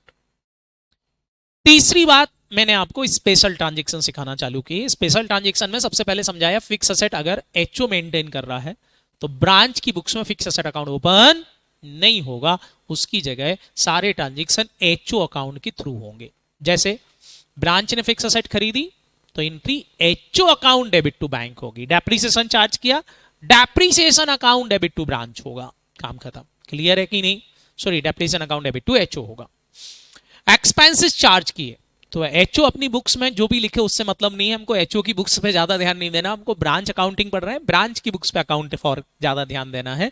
सारे बच्चे बताओ, ब्रांच की बुक्स में जब भी एक्सपेंसेस चार्ज करेगा तो एक्सपेंसेस तो डेबिट होते हैं भैया, एक्सपेंसेस को डेबिट करेंगे, लेकिन टू बैंक वर्ड की जगह पर कौन सा वर्ड लिख देना है? टू एचओ लिख देना है, काम खत्म। सारा कंसंट्रेशन ब्रांच पे रखना, एचओ पे रखने की जरूरत नहीं है, एचओ तो अकाउंटिंग कर लुका लेता है, ब्रांच की बुक्स में अकाउंटिंग नहीं होती, बड़ी टेंशन वही होती है। समझ में आ रहा कि नहीं? तो पूरा कॉन्सेप्ट ब्रांच पे रखना, क्योंकि आपको एग्जाम में ब्रांच अकाउंटिंग करने आएगी, एचओ अकाउंटिंग करने नहीं आती, इसलिए सब गड़बड़ ब्रांच की बुक्स में होता है। तो ब्रांच की बुक्स में सारे काम हमको करना रहते हैं। क्लियर है कि नहीं? तो ब्रांच की बुक्स को समझ लो, काम अपने आप हो जाएगा। Is that clear? चल, नेक्स्ट कॉन्सेप्ट आता है बेटा goods in transit and cash in transit. Heading डालें जरा, गुड्स इन ट्रांजिट और कैश इन ट्रांजिट। सबसे पहले हम गुड्स इन ट्रांजिट की बात करेंगे, उसके बाद कैश इन ट्रांजिट की बात करेंगे, तो काम खत्म हो जाएगा। चलो देखते हैं जरा goods in transit cash in transit का मतलब क्या है। से हेड ऑफिस ने गुड्स भेजा, किसको? ब्रांच को। हेड ऑफिस जब ब्रांच को गुड्स भेजता है, से कितने का गुड्स भेज रहा है? 1 लाख रुपए का गुड्स भेज रहा है। सारे बच्चे जल्दी से बताओ, 1 लाख रुपए का गुड्स भेज रहा है, एचओ इसकी एंट्री कब डालेगा? एचओ इसकी एंट्री कब डालेगा?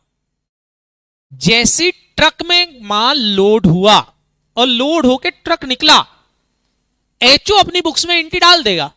क्या एंट्री डाल देगा? आप सारे बच्चों को पता है क्या एंट्री डाल देगा, बोलो। एचओ अपनी बुक्स में क्या एंट्री डाल देगा? इसकी एंट्री आती है गुड्स भेजने की, आपने पढ़ रखा है, ब्रांच को भेजा है, क्या एंट्री डालेगी, बोलो। क्या एंट्री डालेंगे? Debtor account debit to sale लिखेंगे कि branch account debit to sale लिखेंगे? Branch account debit. ये अपनी बुक्स में एंट्री डाल देगा, क्या डालेगा फटाफट बोलो। Branch account debit to sale की जगह क्या लिखेगा? Goods send to branch account. कितने रुपए से? 1,00,000। जैसे ही ₹1,00,000 का माल लोड हुआ, अकाउंटेंट अपनी बुक्स में एक एंट्री डाल के बैठ जाएगा। क्या एंट्री डाल के बैठ जाएगा? Branch account debit to goods send to branch. और सारे बच्चे बताओ, इसकी बुक्स में ब्रांच का अकाउंट अगर मैं ओपन करूं एचओ की बुक्स में, तो मेरे बच्चों जल्दी जल्दी बताओ ब्रांच अकाउंट में कितने रुपए का बैलेंस डेबिट हो जाएगा? सोचो जरा, कितने रुपए का बैलेंस डेबिट हो जाएगा, बोलो। 1,00,000 का ब्रांच अकाउंट में डेबिट हुआ है। ये वाला साइड डेबिट होता है, डेबिट साइड में लिख देंगे to goods and to branch. कितने रुपए? 1,00,000।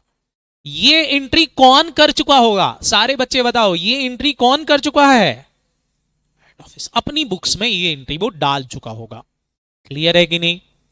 अब सोचो क्या हो, ये गुड्स लोड हुआ, लोड होने के बाद अब ट्रक चला, ट्रक जा रहा है। कहां जा रहा है ट्रक? फटाफट बोलो। ब्रांच जा रहा है, जा रहा है, जा रहा है, जा रहा है, जा रहा है, जा रहा है। रास्ते में चलते चलते ट्रक में कुछ गड़बड़ हो गया। अब गड़बड़ क्या हो गया? पंचर हो गया, कुछ भी हो गया, खराब हो गया और ट्रक रुक गया। अब ट्रक रुक गया तो ड्राइवर ने सोचा अब रात हो गई है, मैं एक काम करता हूं, आराम से सो जाता हूं। और ड्राइवर उतरा और आराम से क्या हो गया? सो गया। अब बताओ, क्या ये ट्रक ब्रांच पहुंचा? तो आप बोलोगे सर ट्रक तो पहुंचा ही नहीं। इधर सामने वाला क्या कर रहा है? सो रहा है, और सोते सोते सपने देख रहा है। किसके देख रहा है? अपनी घरवाली के देख रहा है या गर्लफ्रेंड के देख रहा है? इधर सपने चल रहे। गुड्स कहां रह गया? फटाफट बोलो, गुड्स कहां रह गया? जोर से बोलो। रास्ते में रह गया। ब्रांच के यहां गुड्स पहुंचा ही नहीं। अब ब्रांच यहां इंतजार कर रही है कि गुड्स आ जाए, गुड्स आ जाए, गुड्स आए ही नहीं। और ईयर एंड आ गया, 31 मार्च आ गई। इंपॉर्टेंट पॉइंट ये है, ईयर एंड आ गया। ईयर एंड नहीं आया होता तो कोई दिक्कत नहीं, कल आ जाएगा, बट यहां तो ईयर एंड आ गया। अब ईयर एंड पे लफड़ा है। ईयर एंड पे क्या लफड़ा है? ना तो ये गुड्स हेड ऑफिस में है और ना ही ये गुड्स किसके पास है? फटाफट बोलो। ब्रांच के पास है। ये तो कहां पर है? फटाफट बोलो। रास्ते में है। तो ऐसे गुड्स को क्या बोलेंगे? फटाफट बोलो। ऐसे गुड्स को क्या बोलेंगे? Goods in transit. कि भैया गुड्स अभी रास्ते में है, that is your goods in transit, क्योंकि भैया ये तो रास्ते में। अब इसकी अकाउंटिंग क्या करें? तो गुड्स इन ट्रांजिट का treatment it is very important, और ये हर एक क्वेश्चन में मिलता ही है, इसलिए हमको इसका अकाउंटिंग करना आना चाहिए। अकाउंटिंग सबसे अच्छी बात यह है कि चाहे आप एचओ की बुक्स में करो, चाहे ब्रांच की बुक्स में करो, कोई फर्क नहीं पड़ता, रिकंसिलेशन हो जाता है। कैसे? देखो, जैसे मैं ब्रांच की बुक्स ऑफ अकाउंट में इसकी अकाउंटिंग एंट्री डाल दूं, बताओ एचओ की बुक्स में क्या है? एचओ की बुक्स में ये अकाउंट ओपन है, क्योंकि एचओ ने तो अपनी बुक्स में ये एंट्री डाल रखी है। तो एचओ की बुक्स में ये अकाउंट है। अब सोचो, अगर मैं यहां ब्रांच की बुक्स में अकाउंटिंग एंट्री डालूं तो सोचो क्या एंट्री होगी? बताओ। गुड्स आया नहीं है, रास्ते में, तो ऐसे गुड्स के अकाउंट को क्या बोलेंगे? Goods in transit. और ये क्लोजिंग स्टॉक ही है एक तरह का। ब्रांच इसको अपना क्लोजिंग स्टॉक मान ले, क्योंकि कल नहीं तो परसों गुड्स उसी को मिलना है, तो वो एंट्री डाल देगी क्या? Goods in transit account debit to. कहां से आ रहा है गुड्स से? एचओ से। अगर ये एंट्री डाल दे, सारे बच्चे बताओ कितने रुपए से एंट्री डाल दे? जोर से बोलो। 1,00,000 रुपए से। अगर उसने ये वाली एंट्री डाल दी तो बताओ मेरा अकाउंट यहां पर ओपन हो जाएगा। कौन सा? जल्दी से बोलो। एचओ अकाउंट ओपन हो जाएगा। और एचओ अकाउंट में क्या आ जाएगा? सोचो जरा। एचओ के अकाउंट में डेबिट होगा या क्रेडिट होगा? तो एचओ अकाउंट क्या हो रहा है बेटा? क्रेडिट हो रहा है। तो क्रेडिट साइड में 1,00,000 रुपए लिख देंगे। किस नाम से लिख दोगे? बोलो। बाय गुड्स इन ट्रांजिट, तो देखो बैलेंसेस बराबर हो गए, 1 लाख रुपए का ब्रांच अकाउंट का बैलेंस है, 1 लाख रुपए का एचओ का बैलेंस है, बात बराबर हो गई। तो हम ये वाली एंट्री डालें तो भी सही हो जाएगा। या आपकी इच्छा हो कि नहीं भैया ये इसकी बुक्स में अकाउंटिंग नहीं करना, मेरे को इसकी बुक्स में अकाउंटिंग नहीं करना, मैं तो एचओ की बुक्स में एंट्री डालूंगा, डाल दो तो भी रिकंसिलेशन हो जाएगा। एचओ इसको अपनी असेट मान ले, क्या डाल दे, अभी पहुंचा नहीं है, फोन लगाया ब्रांच को, गुड्स पहुंच गया, बोले नहीं पहुंचा, ईयर एंड आ गया था, एचओ रिवर्स एंट्री डाल देगा, क्या डाल देगा, गुड्स इन ट्रांजिट। रिटर्न नहीं बोलेगा इसको, क्या लिख देगा, गुड्स इन ट्रांजिट अकाउंट है बे टू, क्या लिख दे फटाफट बोलो, ब्रांच अकाउंट। अगर मैं इसकी बुक्स में लिखूं तो goods in transit account debit to branch लिखे गए, गुड्स इन ट्रांजिट तो डेबिट होगा क्योंकि वो क्लोजिंग स्टॉक है, असेट्स है, तो goods in transit account debit to branch लिख दो। अगर ये एंट्री डालोगे तो भी रिकंसिलेशन हो जाएगा। बाय गुड्स इन ट्रांजिट में यहां लिख देता हूं 1 लाख रुपए। सारे बच्चे बताओ क्या ये अकाउंट टैली हो गया कि नहीं, काम खत्म, तो बैलेंस जीरो हो जाएगा, यहां कुछ भी नहीं है, यहां कुछ भी नहीं है, ट्रांजेक्शन खत्म है, एक असेट आ जाएगी गुड्स इन ट्रांजिट। मतलब मैं आपसे ये बोलना चाहता हूं इस गुड्स इन ट्रांजिट की एंट्री चाहे आप एचओ की बुक्स में डाल दो चाहे आप ब्रांच की बुक्स में डाल दो, रिकंसिलेशन दोनों तरीकों से हो जाएगा। सर कहां डालना चाहिए इसकी एंट्री, मैं आपको गाइड करूंगा कि अगर दोनों की बुक्स एग्जाम में पूछी जाएं तो हमेशा एचओ की बुक्स में डालना, ताकि आपको बाद में ब्रांच से एचओ में ना लाना पड़े। दोनों की बुक्स पूछी जाएं, लिख लो, if both books are ask in exam, अगर दोनों की बुक्स एग्जाम में पूछी हैं, एचओ की और ब्रांच की दोनों की पूछी हैं, तो always pass entry in the books of head office, head office में डालना, ताकि बाद में लाने की जरूरत नहीं पड़े, टेंशन खत्म हो जाए। लेकिन only branch books ask, exam में केवल ब्रांच की बुक्स पूछी है, हेड ऑफिस की बुक्स पूछी ही नहीं है। सारे बच्चे बताओ अगर केवल ब्रांच की बुक्स पूछी गई है, किसकी पूछी गई, जोर से बोलो, ब्रांच की बुक्स पूछी गई है, तो फिर ज्यादा सही क्या रहेगा, जोर से बोलो, किसकी बुक्स में एंट्री डाल देना, ब्रांच की बुक्स में डाल देना, क्योंकि इंस्टीट्यूट अगर आपसे ब्रांच की बुक्स ही पूछ रहा है और आप लिख के आ जाओ कि इसकी अकाउंटिंग तो हेड ऑफिस में होगी, तो फिर इंस्टीट्यूट को अच्छा नहीं लगेगा। तो ज्यादा बेटर है फिर हम अकाउंटिंग किसकी बुक्स में कर दें, ब्रांच की बुक्स में कर दें। या फिर अकॉर्डिंग टू क्वेश्चन, कई बार क्वेश्चन खुद स्पेसिफाई कर देता है कि भैया इसकी बुक्स में करो, तो जिसकी बुक्स में बोलेगा फिर उसकी बुक्स में कर देंगे। क्या ये बात समझ में आई कि नहीं, बोलो सर। जैसे जैसे क्वेश्चन ने बोला है कि गुड्स इन ट्रांजिट की एंट्री जिसको गुड्स रिसीव हो रहा है उसकी बुक्स में करो, तो गुड्स किसको फ्यूचर में रिसीव होने वाला है, सारे बच्चे बताओ किसको रिसीव होने वाला है, ब्रांच, तो ब्रांच की बुक्स में डाल दो। अगर गुड्स ब्रांच ने एचओ को रिटर्न किया था वो रास्ते में, तो वो किसको मिलने वाला है, एचओ को मिलने वाला है, तो एचओ की बुक्स में डाल दो। मतलब अकॉर्डिंग टू क्वेश्चन, जैसा क्वेश्चन बोले वैसा कर दो। क्वेश्चन इज साइलेंट तो हम ये सोचेंगे कि एग्जाम में क्या पूछा गया है। अगर दोनों की बुक्स अब अकाउंट पूछी गई है तो हम हमेशा ही किसकी बुक्स में डालेंगे, जोर से बोलो, एचओ की बुक्स में डालेंगे। और खाली ब्रांच की बुक्स अब अकाउंट पूछी गई, एग्जाम में केवल ब्रांच की अकाउंटिंग पूछी गई है आपसे, तो फिर ब्रांच की बुक्स में डालेंगे, काम खत्म। क्लियर है कि नहीं, मैंने आपसे बोला एंट्री कहीं भी डालो रिकंसिलेशन हो जाएगा, काम खत्म है। क्लियर है कि नहीं, क्या ये बात सबको समझ में आ गई कि नहीं, that is a goods in transit. Sir goods in transit trading में आएगा क्या, ट्रेडिंग वर्ड यूज हुआ क्या, नहीं, तो ध्यान रखना गुड्स इन ट्रांजिट कभी भी कहां नहीं आएगा, जोर से बोलो, ट्रेडिंग अकाउंट्स में नहीं आएगा। क्यों नहीं आएगा, आप देख लो, कहीं भी ट्रेडिंग वर्ड आया ना, तो ब्रांच की बुक्स में आया ना एचओ की बुक्स में आया, तो ट्रेडिंग वर्ड नहीं आया, ध्यान रखना, ट्रेडिंग अकाउंट्स में नहीं जाएगा goods in transit. Goods in transit केवल कहां दिखाई देगा, बैलेंस शीट में और एचओ अकाउंट में और ब्रांच अकाउंट में, लेकिन वो कभी भी ट्रेडिंग में नहीं आएगा, ये नोट डाउन कर लो, नहीं तो एग्जाम में कई बार गुड्स इन ट्रांजिट को कई, मैंने जैसे बोला था क्लोजिंग स्टॉक के जैसा ट्रीट करते हैं, तो हम याद रख लेते हैं कि क्लोजिंग स्टॉक, तो वो गड़बड़ हो जाता है। समझ में आ रहा कि नहीं, it should not consider in trading account, it is always consider in, जोर से बोलो कहां पर, बैलेंस शीट। ये बैलेंस शीट में दिखाई देगा एज असेट्स। क्लियर है कि नहीं, हाँ हम दिखाएंगे इसको क्लोजिंग स्टॉक के साथ में ही, लेकिन फर्क ये रहेगा कि वो जो स्टॉक है वो हमारे गोडाउन में है और ये वाला स्टॉक रास्ते का है। बात समझ में आ गई कि नहीं, करते बनेगा बच्चों। हाँ, पी एंड एल में नहीं आएगा Harshvardhan ji, goods in transit P and L में नहीं आएगा, पी एंड एल में कोई फर्क नहीं पड़ेगा इसका। क्यों क्यों फर्क नहीं पड़ेगा सर? देखो ये एचओ है, एचओ की बुक्स में ट्रेडिंग अकाउंट बनाओ जरा, सोचो एचओ ने गुड्स खरीदा था 1 लाख रुपए का, तो ये परचेस में आ रहा होगा कि नहीं? कितने रुपए, जोर से बोलो। अब इसने ब्रांच को भेजा तो ये वाली एंट्री डाल दी, branch account debit to goods and to branch, और गुड्स एंड टू ब्रांच कौन सा अकाउंट है आपका? सेल है, तो इसने 1 लाख रुपए यहां लिख दिया होगा, by goods and to branch. कितने रुपए फटाफट बोलो? 1 लाख। तो ट्रेडिंग अकाउंट तो टेली हो गया ना, गुड्स बाहर हो गया, काम खत्म। तो ट्रेडिंग पे कोई फर्क पड़ेगा क्या? नहीं, डेबिट क्रेडिट बराबर है। ब्रांच को गुड्स मिला ही नहीं, तो अपनी ट्रेडिंग में अगर लिख दे तो यहां तो प्रॉफिट आ जाएगा, क्योंकि ब्रांच को कुछ मिला ही नहीं है। तो यहां रिसीव कुछ है ही नहीं, और सीधा अगर मैं गुड्स इन ट्रांजिट क्रेडिट में डाल दूं तो गड़बड़ हो जाएगी कि ना, इसलिए ब्रांच भी अपने ट्रेडिंग में नहीं लिखेगा। बात समझ में आएगी नहीं?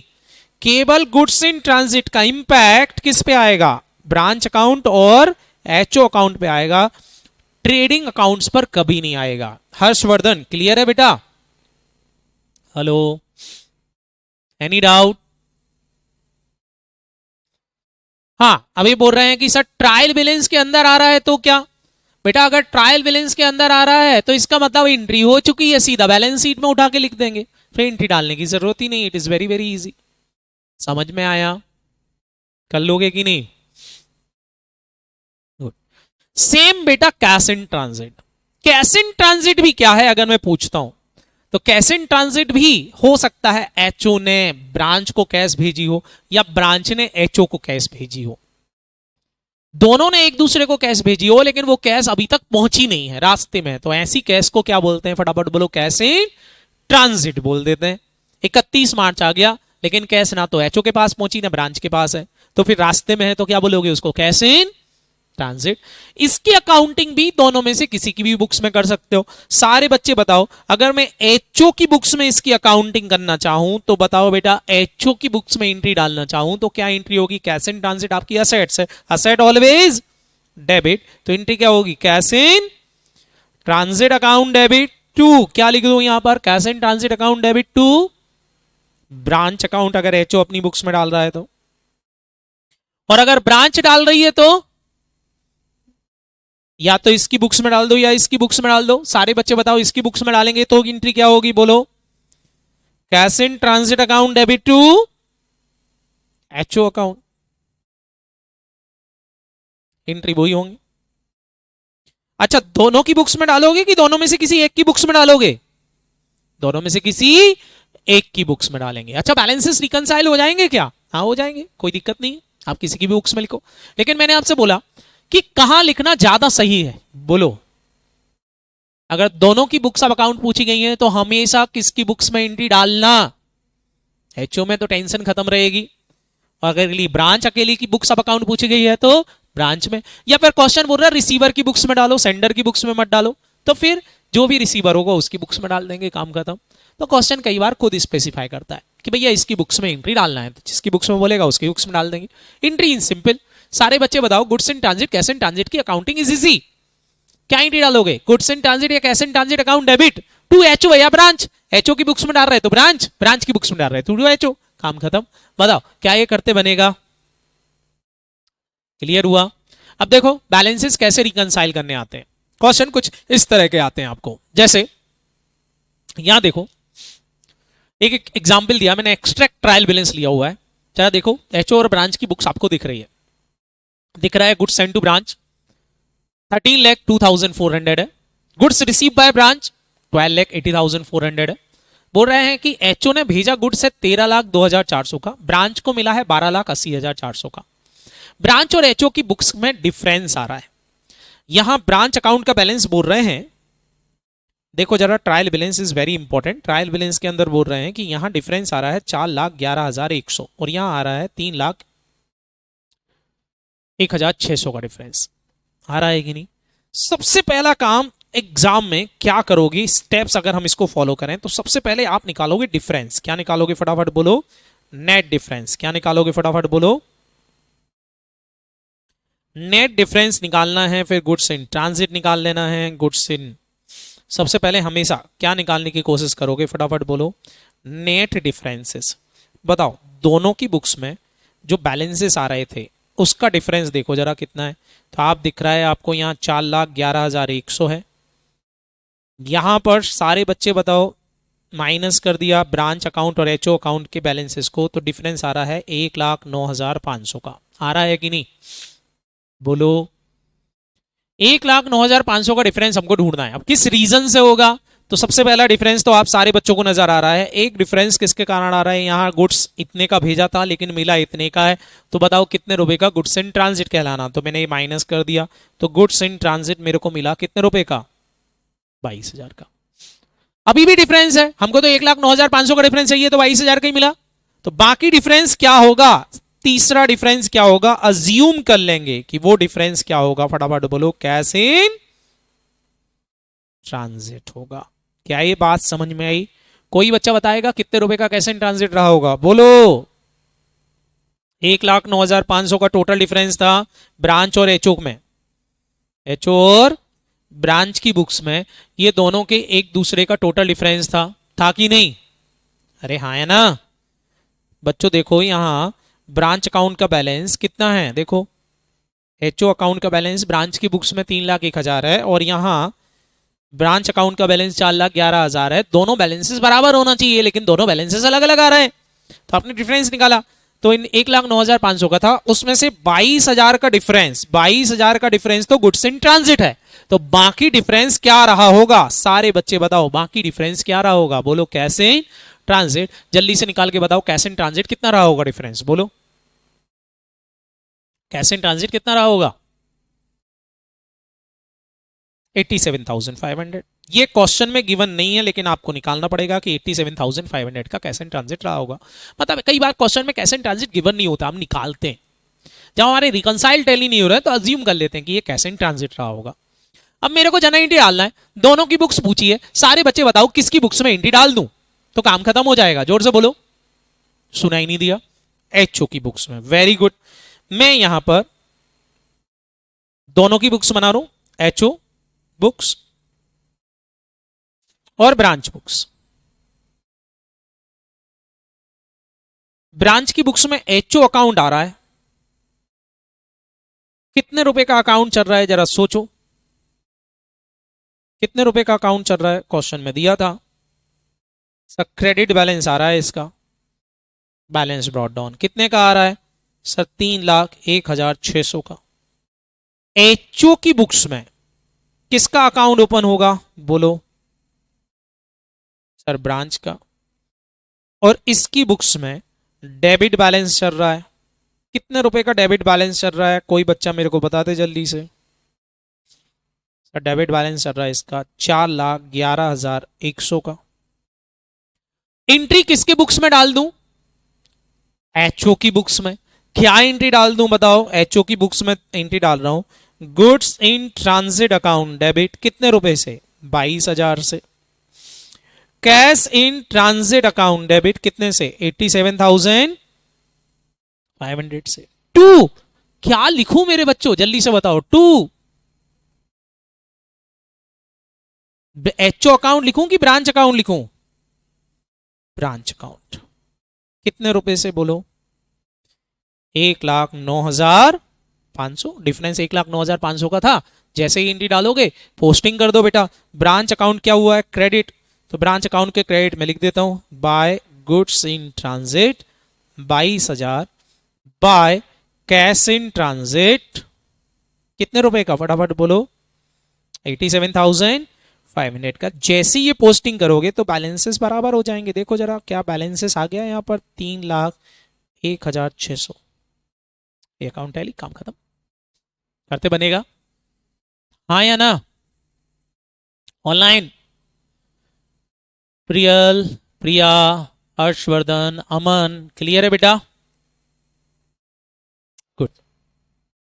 जी चलो तो जरा ये वाला क्वेश्चन आप करके बताओ।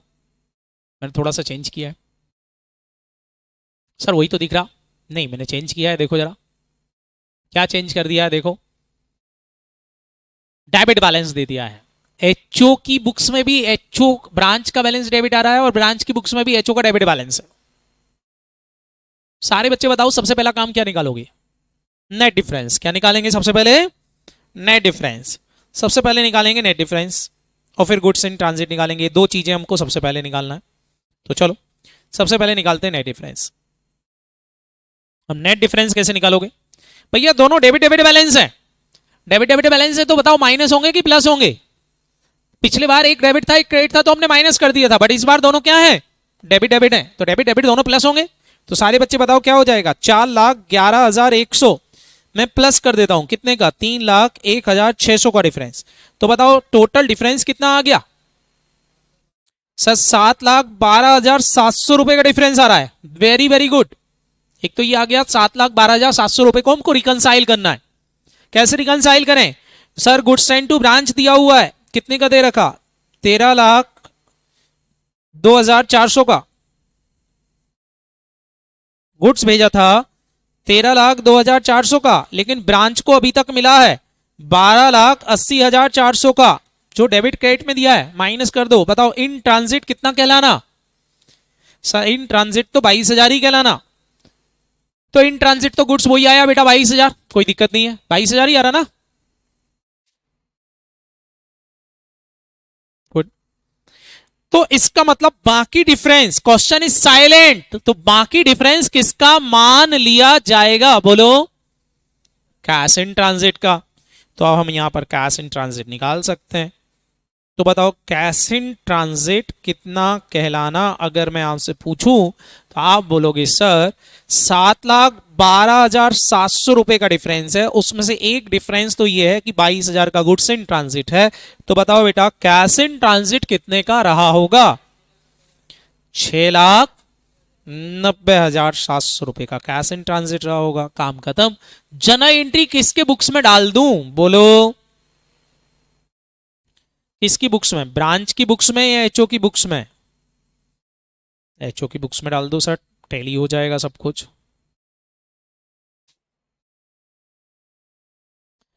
चलो मैं जनरल एंट्री के लिए लिख दूं, चलेगा? बैलेंस अकाउंट आप बना लोगे? हाँ, किसकी बुक्स में डाल दूं? एचओ की, क्योंकि दोनों की बुक्स दे रखी। तो एचओ की बुक्स में क्या एंट्री होगी? सारे बच्चे जल्दी से बता दो क्या एंट्री हो जाएगी? Goods in transit account debit. कितने रुपए से बताओ बेटा? 22,000। Cash in transit account debit कितने रुपए से? 6,90,700 से। टू क्या लिख दूं बेटा? ब्रांच अकाउंट कितने से? 7,12,700 से। हो जाएगा टैली। एंट्री डालते ही बैलेंसेस रिकंसाइल हो जाएंगे, हमने डिफरेंसेस निकाल लिए थे, काम खत्म। कर लोगे? कोई डाउट? अब कई बार क्वेश्चन ऐसा आ जाएगा, जैसे फिर से दिया है आपको बैलेंसेस को रिकंसाइल करना है। 13,02,400 दिया है, इधर 12,80,000 दिया है। ब्रांच और एचओ के बैलेंसेस वापस से दे रखे हैं आपको। क्लियर है कि नहीं? बोलो। ये डेबिट नहीं है, क्रेडिट बैलेंस ही है।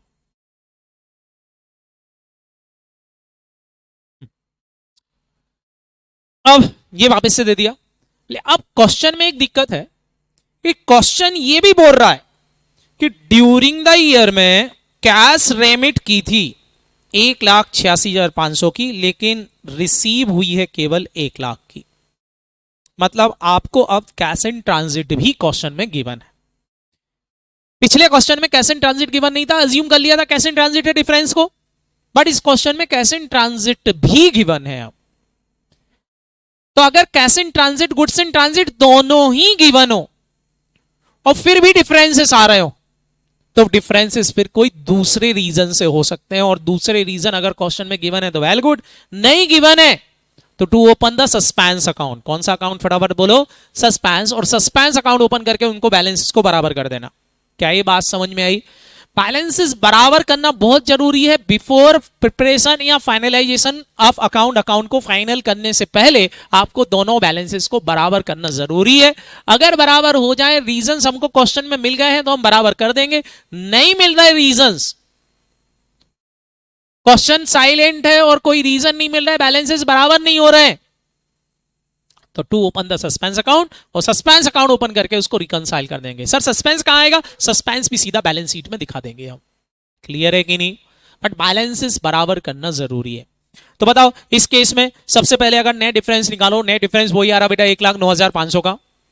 गुड्स इन ट्रांजिट 22,000 है, कैश इन ट्रांजिट बोल रहे थे 1,86,500 भेजी, लेकिन 1,00,000 रुपए मिली है, मतलब 86,500 है। अगर मैं टोटल डिफरेंसेस की बात करूं तो 1,09,500 था, उसमें गुड्स इन ट्रांजिट 22,000 हो गया, कैश इन ट्रांजिट 86,500 हो गया, माइनस करूं तो अभी भी 1,000 रुपए का डिफरेंस आ रहा है। 1,000 रुपए का डिफरेंस टैली नहीं हो रहा, तो क्या करेंगे हम? इसको कौन से अकाउंट में डेबिट कर देंगे? जोर से बोलो, कौन से अकाउंट में डेबिट कर देंगे? सस्पेंस अकाउंट में डेबिट कर देंगे। सस्पेंस अकाउंट ओपन कर देंगे हम, और सस्पेंस अकाउंट ओपन करके हम इसको कैंसिल कर देंगे, मतलब 1,000 रुपए का सस्पेंस डाल देंगे। ये डिफरेंस किसी अदर रीजन के कारण हो सकता है, किसी अदर एरर के कारण हो सकता है, ऐसा अज्यूम कर लेंगे। और जन आईडी डाल देंगे। एचओ की बुक्स में क्या आईडी डाल दोगे? Cash in transit account debit, goods in transit account debit, suspense account debit to branch account. क्या ये बात समझ में आई? हम सस्पेंस अकाउंट ओपन करके डाल देंगे, काम खत्म हो जाएगा। लेकिन बैलेंसेस रिकंसाइल करके आएंगे, चाहे कुछ भी हो जाए। समझ में आएगी नहीं? तो हो सकता है कि क्वेश्चन में cash in transit, goods in transit दोनों दे दें, उसके बाद भी डिफरेंस आए तो पुट सस्पेंस अकाउंट, काम खत्म। क्लियर? हेलो, बनेगा बच्चों? तो ये था बेटा हमारा goods in transit, cash in transit की अकाउंटिंग। हमने पढ़ा दोनों की बुक्स में से हम किसी भी बुक्स में डालें, अकाउंटिंग पे कोई फर्क नहीं पड़ेगा। रूल हमारे पास है कि अगर एचओ ब्रांच दोनों की पूछेंगे तो एचओ की बुक्स में डालेंगे, ब्रांच का पूछा गया है तो ब्रांच की बुक्स में डालेंगे, और क्वेश्चन खुद स्पेसिफाई कर रहा है तो जिसकी बुक्स में बोलेगा उसकी बुक्स में डाल देंगे, काम खत्म हो जाएगा। क्लियर है कि नहीं? तो इस तरीके से हम अकाउंट फॉर करेंगे goods in transit, cash in transit का। आई होप सबको इतने तीनों एडजस्टमेंट समझ में आ गया होंगे। जरा फटाफट फटाफट तीनों एडजस्टमेंट रिकंसाइल करो, याद करो। ब्रांच की बुक्स में आप मेरे को अकाउंटिंग बताओगे, फटाफट फटाफट तीनों एडजस्टमेंट की अकाउंटिंग आपको ब्रांच की बुक्स में बताना है। एचओ की बुक्स से मेरे को कोई मतलब नहीं है, ब्रांच की बुक्स में बताएंगे। पहला, fix asset register maintain by head office, उसमें मैं पूछ रहा हूं फिक्स असेट एचओ ने खरीदी, बताओ क्या एंट्री होगी? ब्रांच की बुक्स में कोई एंट्री नहीं होगी क्योंकि एचओ ने खरीदी। ब्रांच ने खरीदी, एंट्री क्या होगी? HO account debit to cash. Depreciation charge करेगी ब्रांच तो एंट्री क्या डालेगी? Depreciation account debit to HO. HO ने ब्रांच को गुड्स भेजा, असेट सॉरी फिक्स असेट भेजी, उसकी कोई एंट्री नहीं होगी। एक्सपेंसेस चार्ज करना है ब्रांच पर, ब्रांच अपनी बुक्स में expenses account debit to HO लिख लेगी कैश की जगह। क्लियर है कि नहीं? Goods in transit, cash in transit की entry, goods in transit account debit, cash in transit account debit to HO account, किसकी बुक्स में? ब्रांच की बुक्स में। हमको ब्रांच की बुक्स अगर पूछी जाए तो। क्लियर? क्या ये तीनों अकाउंटिंग अच्छे से याद हो गई? Hello, good. इसके बाद आता है बेटा आपका नेक्स्ट कॉन्सेप्ट, एबनॉर्मल लॉस और नॉर्मल लॉस। एबनॉर्मल लॉस और नॉर्मल लॉस, नोट डाउन कर लो। एबनॉर्मल लॉस और normal loss, it is very important. और इंश्योरेंस क्लेम, और इंश्योरेंस क्लेम से लॉस बाय फायर हो गया, आग लग गई, आपके गोडाउन में आग लग गई, आपके घर में आग लग गई, आपकी बिल्डिंग में आग लग गई, कुछ भी हो, लॉस बाय फायर। कौन सा लॉस है बताओ? नॉर्मल है कि एबनॉर्मल है? एबनॉर्मल लॉस है। सर नॉर्मल लॉस और एबनॉर्मल लॉस में फर्क क्या होता है तो दोनों ही लॉस, बस दोनों में फर्क क्या है? एक्चुअल में नॉर्मल लॉस कोई लॉस होता ही नहीं है। नॉर्मल लॉस मतलब जो आपके बिजनेस का नेचर है कि भैया ये लॉस होगा ही, वो लॉस कौन सा लॉस कहलाता है? फटाफट बोलो। Normal loss. जैसे फॉर एग्जाम्पल भाई आप मान लो अनाज का धंधा करते हो, तो तय तय है कि जब आप परचेज करोगे तो थोड़ा सा जो अनाज होता है उसमें नमी होती है, धीरे धीरे क्या हो जाता है, उसकी नमी खत्म होती है तो उसका वजन कम हो जाता है, वेट कम हो जाता है, नुकसान हो रही है। पेट्रोल पंप, बिल्कुल बेटा, पेट्रोल पंप में पेट्रोल हवा में उड़ेगा ही, चाहे आप कुछ भी हो। तो ये लॉस कौन से लॉस कहलाते हैं सारे बच्चे बताओ? Normal, normal loss. आप कपड़े का धंधा करते हो, कपड़े सिलते हो, रेडीमेड गवर्नमेंट का धंधा करते हो, तो जब आप कपड़ा रेडीमेड बनाओगे, काटोगे, तो थोड़ी बहुत चिन्नियां आजू बाजू के कपड़े तो निकलेंगे ही, जो वेस्ट है, आपके कोई काम नहीं आने वाले, तो नुकसान होना ही है। वो लॉस जो लॉस होगा ही, आपके बिजनेस का नेचर है, उसको कौन सा लॉस बोलते हैं? Normal loss. अच्छा, नॉर्मल लॉस आपकी कॉस्ट को अफेक्ट नहीं करता, आपने AS2 पढ़ रखा है, क्यों नहीं करता कॉस्ट ऑफ एक्ट? क्योंकि हम नंबर ऑफ यूनिट कम कर देते हैं लेकिन कॉस्ट प्राइस को कम नहीं करते। तो एक तरीका है नॉर्मल लॉस की एंट्री मत डालो।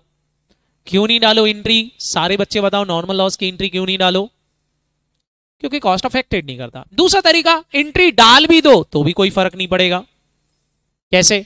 आप ट्रेडिंग में परचेस में से उतना वैल्यू कम कर दो, बाद में P&L में डेबिट कर दो, कोई फर्क नहीं पड़ेगा। क्यों? क्योंकि आपने परचेस में से माइनस कर दिया, मतलब एक्सपेंसेस कम कर दिया, परचेसेस एक्सपेंसेस, नीचे P&L में डेबिट कर दिया, एक्सपेंसेस वापस बढ़ा दिया, तो ऊपर माइनस किया नीचे प्लस कर दिया। बताओ क्या फर्क पड़ गया? कोई फर्क नहीं पड़ा। प्रॉफिट, नेट प्रॉफिट फिर भी सेम आएगा। तो नॉर्मल लॉस की अकाउंटिंग करो ना करो कोई फर्क नहीं पड़ता। नॉर्मल लॉस की अकाउंटिंग क्यों नहीं करना चाहिए? उसका लॉजिक ये है कि नॉर्मल लॉस कोई लॉस है ही नहीं। सर क्यों नहीं है? लॉस तो है नहीं है, क्योंकि जो लॉस बिजनेस में होता ही है उसकी रिकवरी हो जाती है। वो रिकवर कैसे कर लेंगे? कस्टमर से हम उतना गुड्स महंगा बेचेंगे और बेच के कस्टमर से रिकवर कर लेंगे। अच्छा, जो पैसा आप कस्टमर से रिकवर कर रहे हो वो कोई नुकसान है क्या आपका? क्योंकि आपको पता है आज नुकसान हुआ, कल कस्टमर से आप रिकवर कर लोगे, तो वो लॉस है ही नहीं आपका, तो आप उसको अकाउंट फॉर ही मत करो। पहला तरीका। लेकिन चाहो तो अकाउंट फॉर कर लो। वैसे अकाउंट फॉर करना चाहिए। अकाउंट फॉर क्यों करना चाहिए? ताकि सही क्लोजिंग स्टॉक निकल सके। भाई क्लोजिंग स्टॉक जब निकालोगे तो उसमें तो आपको नंबर ऑफ यूनिट की जरूरत पड़ेगी ना, एग्जैक्ट नंबर ऑफ यूनिट कितनी पड़ी हुई है, तो अकाउंटिंग करना चाहिए। समझ में आ रहा कि नहीं? तो हम नॉर्मल लॉस हो चाहे एबनॉर्मल लॉस हो, इसकी अकाउंटिंग करेंगे। समझ में आएगी नहीं? अकाउंटिंग एंट्री क्या होती थी? It is very easy accounting. बचपन में जो आपने पढ़ी थी, चाहे वो नॉर्मल लॉस हो चाहे एबनॉर्मल लॉस हो, अकाउंटिंग एंट्री आप सारे बच्चों ने पढ़ रखी है। लॉस इज ऑलवेज डेबिट से, जैसे लॉस बाय फायर हुआ तो loss by fire account debit, to purchase या ट्रेडिंग लिखते थे कि नहीं? सेम अकाउंटिंग एंट्री हम डालेंगे। अगर एचओ की बुक्स में हुआ है तो एचओ की बुक्स में एंट्री डालेंगे, loss by fire account debit to purchase. Branch की बुक्स में हुआ है तो loss by fire account debit to purchase. Purchase की जगह कौन सा अकाउंट होगा ब्रांच की बुक्स में? Goods receive from HO. तो क्या एंट्री डालोगे? Loss by fire account debit to goods receive from HO account. कोई दिक्कत नहीं। समझ में आ रहा कि नहीं? जो अकाउंट आपके बुक्स में ओपन है, परचेस मतलब वही है, गुड्स रिसीव फ्रॉम एचओ, तो वो डाल देंगे, या टू ट्रेडिंग जैसा भी डालना हो, कोई दिक्कत नहीं। Normal entry, sir normal loss होगा तो normal loss account debit to purchase. अब नॉर्मल लॉस है कोई सा भी, जैसे लॉस बाय एक्सीडेंट है तो loss by accident account debit to purchase, normal entry होगी। क्लियर है कि नहीं? फिर क्या करते हैं सर? आपको पता है परचेस में से माइनस हो जाएगा, फिर ये लॉस कहां चला जाएगा? उसके P&L में चला जाएगा जिसका है, तो एंट्री डालेंगे P&L account debit to loss by fire. It is easy भाई, जिसका है उसके P&L में भेज देंगे तो loss by fire account close हो जाएगा। Loss by fire account debit हुआ, लॉस बाय फायर क्या हो गया? क्रेडिट हो गया, अकाउंट क्लोज हो गया। मतलब परचेस में से उठा के आपको P&L लिख लेना है। इट इज इजी, हाँ या ना? अच्छा, नॉर्मल लॉस होगा तो उसकी भी अकाउंटिंग ऐसी होगी, normal loss account debit to purchase, फिर P&L account debit to normal loss, काम खत्म। मैंने आपसे बोला नॉर्मल लॉस की अकाउंटिंग करना है, चाहे वो हमको पता है हम एंट्री डालें या नहीं डालें कोई फर्क नहीं पड़ता, लेकिन हम इस चैप्टर में एंट्री डालेंगे क्योंकि हमको कई जगह क्लोजिंग स्टॉक का वैल्यूएशन करना पड़ेगा। और क्लोजिंग स्टॉक की वैल्यू निकालने के लिए आप हमेशा रूल बना लो, चाहे नॉर्मल लॉस हो चाहे एबनॉर्मल लॉस, हम दोनों की अकाउंटिंग करेंगे, सेम अकाउंटिंग होगी, कोई फर्क नहीं पड़ेगा। क्लियर है कि नहीं? हेलो रितु, प्रियल, प्रिया, सबको क्लियर है कि नहीं? विदिता, एंट्री होगी, इट इज इजी, कर दी अकाउंटिंग। अब बताओ क्या होगा? ये अकाउंटिंग तो इतनी ही होगी, लेकिन यहां ट्विस्ट तब आता है जब इंश्योरेंस क्लेम मिल रहा हो। क्या मिल रहा हो? फटाफट बोलो। Insurance claim. अगर इंश्योरेंस क्लेम मिल रहा है तो फिर हमको इंश्योरेंस क्लेम की भी अकाउंटिंग करना पड़ेगी। आप सबको पता है इंश्योरेंस क्लेम के 3 पार्ट होते हैं। पहला, जब भी कोई नुकसान होगा लॉस बाय फायर होगा, नॉर्मल लॉस का तो इंश्योरेंस क्लेम मिलेगा नहीं। देखो भैया, इंश्योरेंस क्लेम केवल किसका मिलता है? सारे बच्चे बताओ। आप नॉर्मल लॉस का।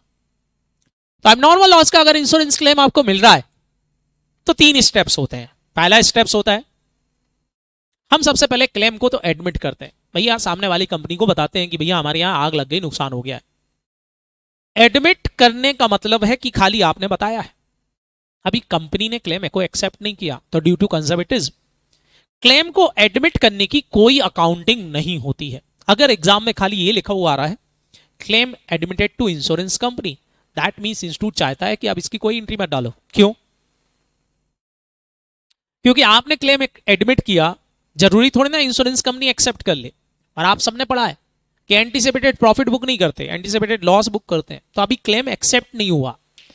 तो प्रूडेंस कॉन्सेप्ट के अकॉर्डिंगली AS1 में हमने जो प्रूडेंस पढ़ा था, एडमिट करने की कोई अकाउंटिंग एंट्री नहीं होगी। लेकिन क्लेम को जब इंश्योरेंस कंपनी एक्सेप्ट कर लेगी, तो सारे बच्चे बताओ, अगर क्लेम को एक्सेप्ट कर लिया तो फिर हमको तय हो गया कि पैसा मिलने वाला है, तो फिर हम एंट्री डाल देंगे insurance company account debit to abnormal loss. Abnormal loss को कम कर लेंगे। इससे इंश्योरेंस कंपनी ने, हमने 1 लाख रुपए का क्लेम लगाया था, इंश्योरेंस कंपनी ने 80,000 एक्सेप्ट कर लिया है, तो 80,000 से लॉस बाय फायर को कम कर लेंगे। तो फिर P&L में केवल कितना जाएगा बेटा? 20,000। लेकिन ध्यान रखना, ट्रेडिंग से पूरा 1 लाख कम होगा, क्योंकि परचेज तो 1 लाख से कम होगी, क्योंकि क्लोजिंग स्टॉक पर 1 लाख रुपए का वर्डन डालना है हमको। तो ट्रेडिंग काउंट से तो एंट्री वही होगी, पूरे 1 लाख रुपए की एंट्री होगी। Loss by fire account debit to purchase lakh रुपए से। लेकिन P&L में फिर केवल 20,000 ही जाएगा, क्योंकि आपने कम कर लिया 80,000 रुपए से लॉस। तो इंश्योरेंस क्लेम को माइनस करने के बाद ही P&L में जाएगा। क्लियर है कि नहीं? उसके बाद क्लेम रिसीव हो जाएगा। क्लेम रिसीव होगा तो cash account debit to insurance company कर लेंगे, काम खत्म। जनरली इसकी जरूरत नहीं पड़ती हमको। क्लियर कि क्लेम रिसीव हो गया है, वो यही बोलते हैं कि क्लेम को एक्सेप्ट कर लिया है, तो हमको यही वाली एंट्री याद रखना है। तो P&L में फिर केवल कितना जाएगा बेटा? 20,000। इंश्योरेंस कंपनी का 80,000 देगा। अब देखो डबल इफेक्ट, परचेस में से 1 लाख रुपए कम होगा, ये तय है। 80,000 रुपए जो मिल रहा है इंश्योरेंस कंपनी से, वो बैलेंस शीट में लिख देंगे भैया, और जितना नहीं मिलना वो P&L में डाल देंगे 20,000। तो हो गया 1 लाख रुपए का डबल इफेक्ट।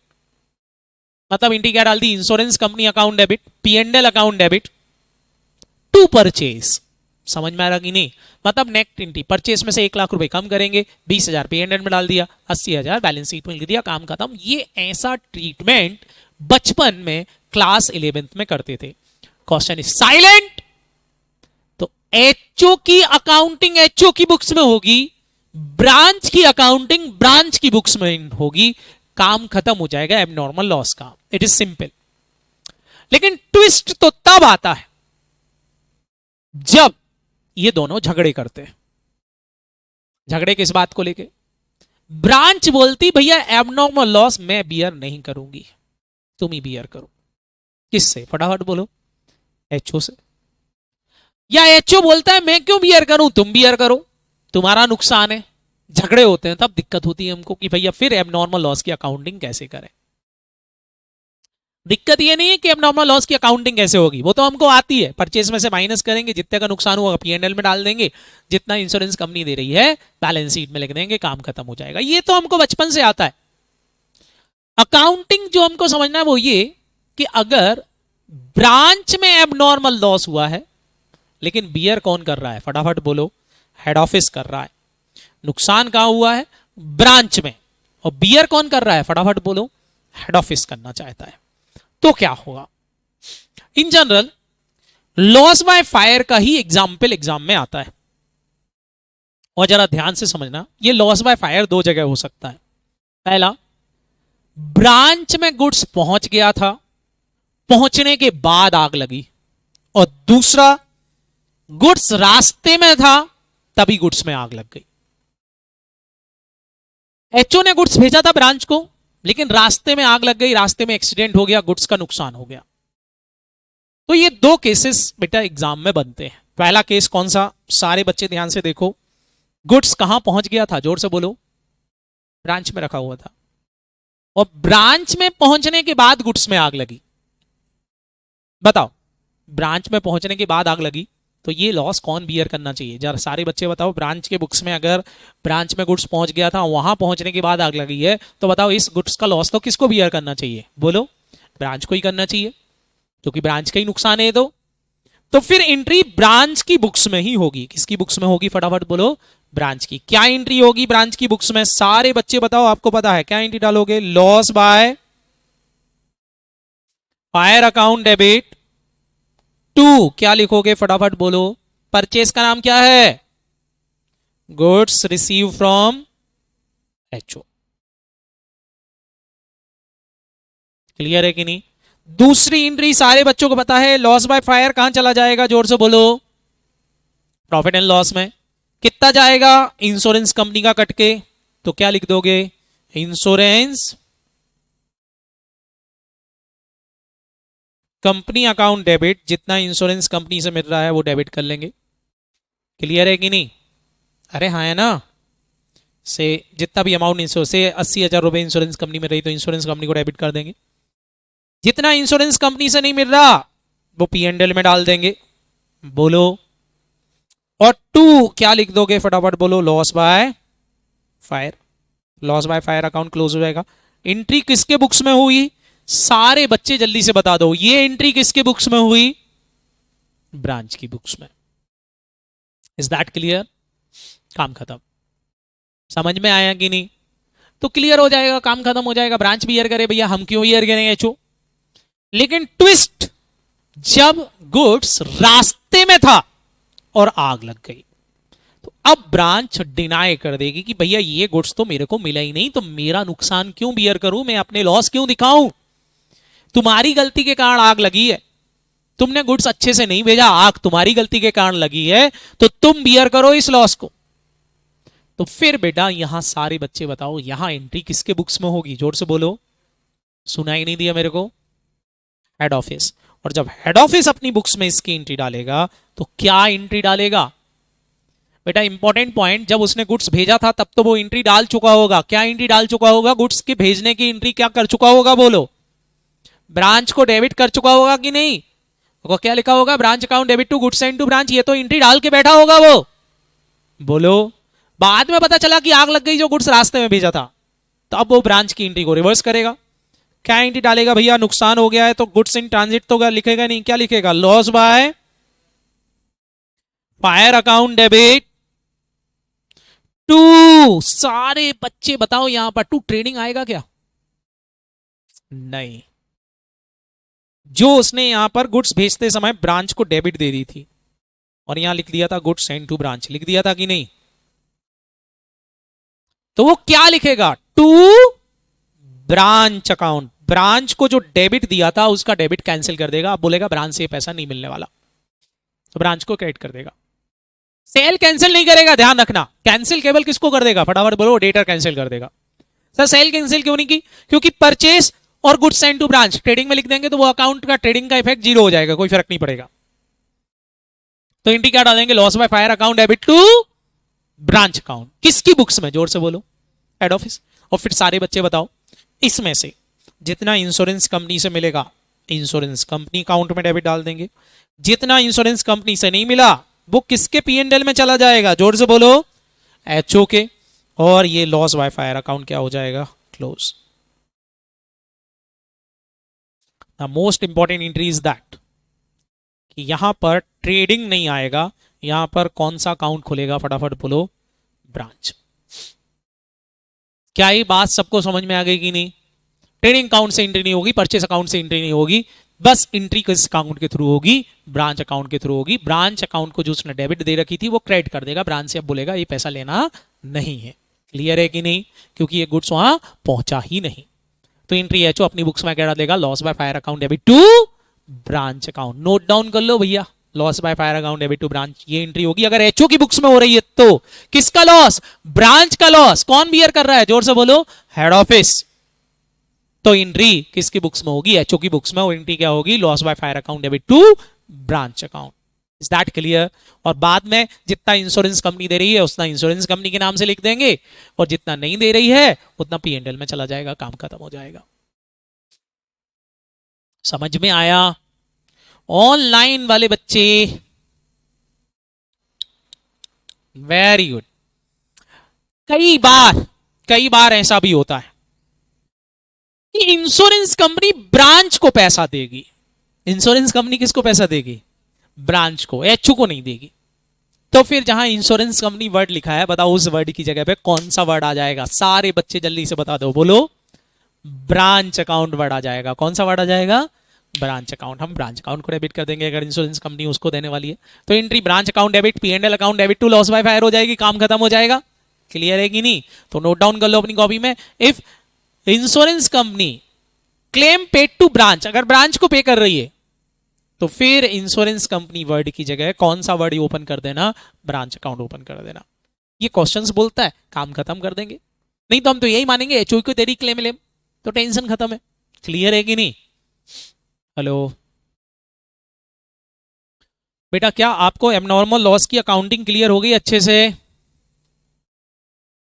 रियल, विजय, गुड। तो ये थी बेटा एबनॉर्मल लॉस की अकाउंटिंग। अब बताओ, अभी तक मैंने आपको 4 पॉइंट समझाए हैं इस चैप्टर के। क्या ये चारों पॉइंट अच्छे से क्लियर हो गए, अंडरस्टूड हैं चारों लोग, चारों के चारों? गुड। एक एक करके बस बेटा ये 4 समझ लिए, 4 और पढ़ना है हमको, पूरा चैप्टर समझ में आ जाएगा। ज्यादा टेंशन लेके पढ़ोगे तो ये चैप्टर दिक्कत देता है।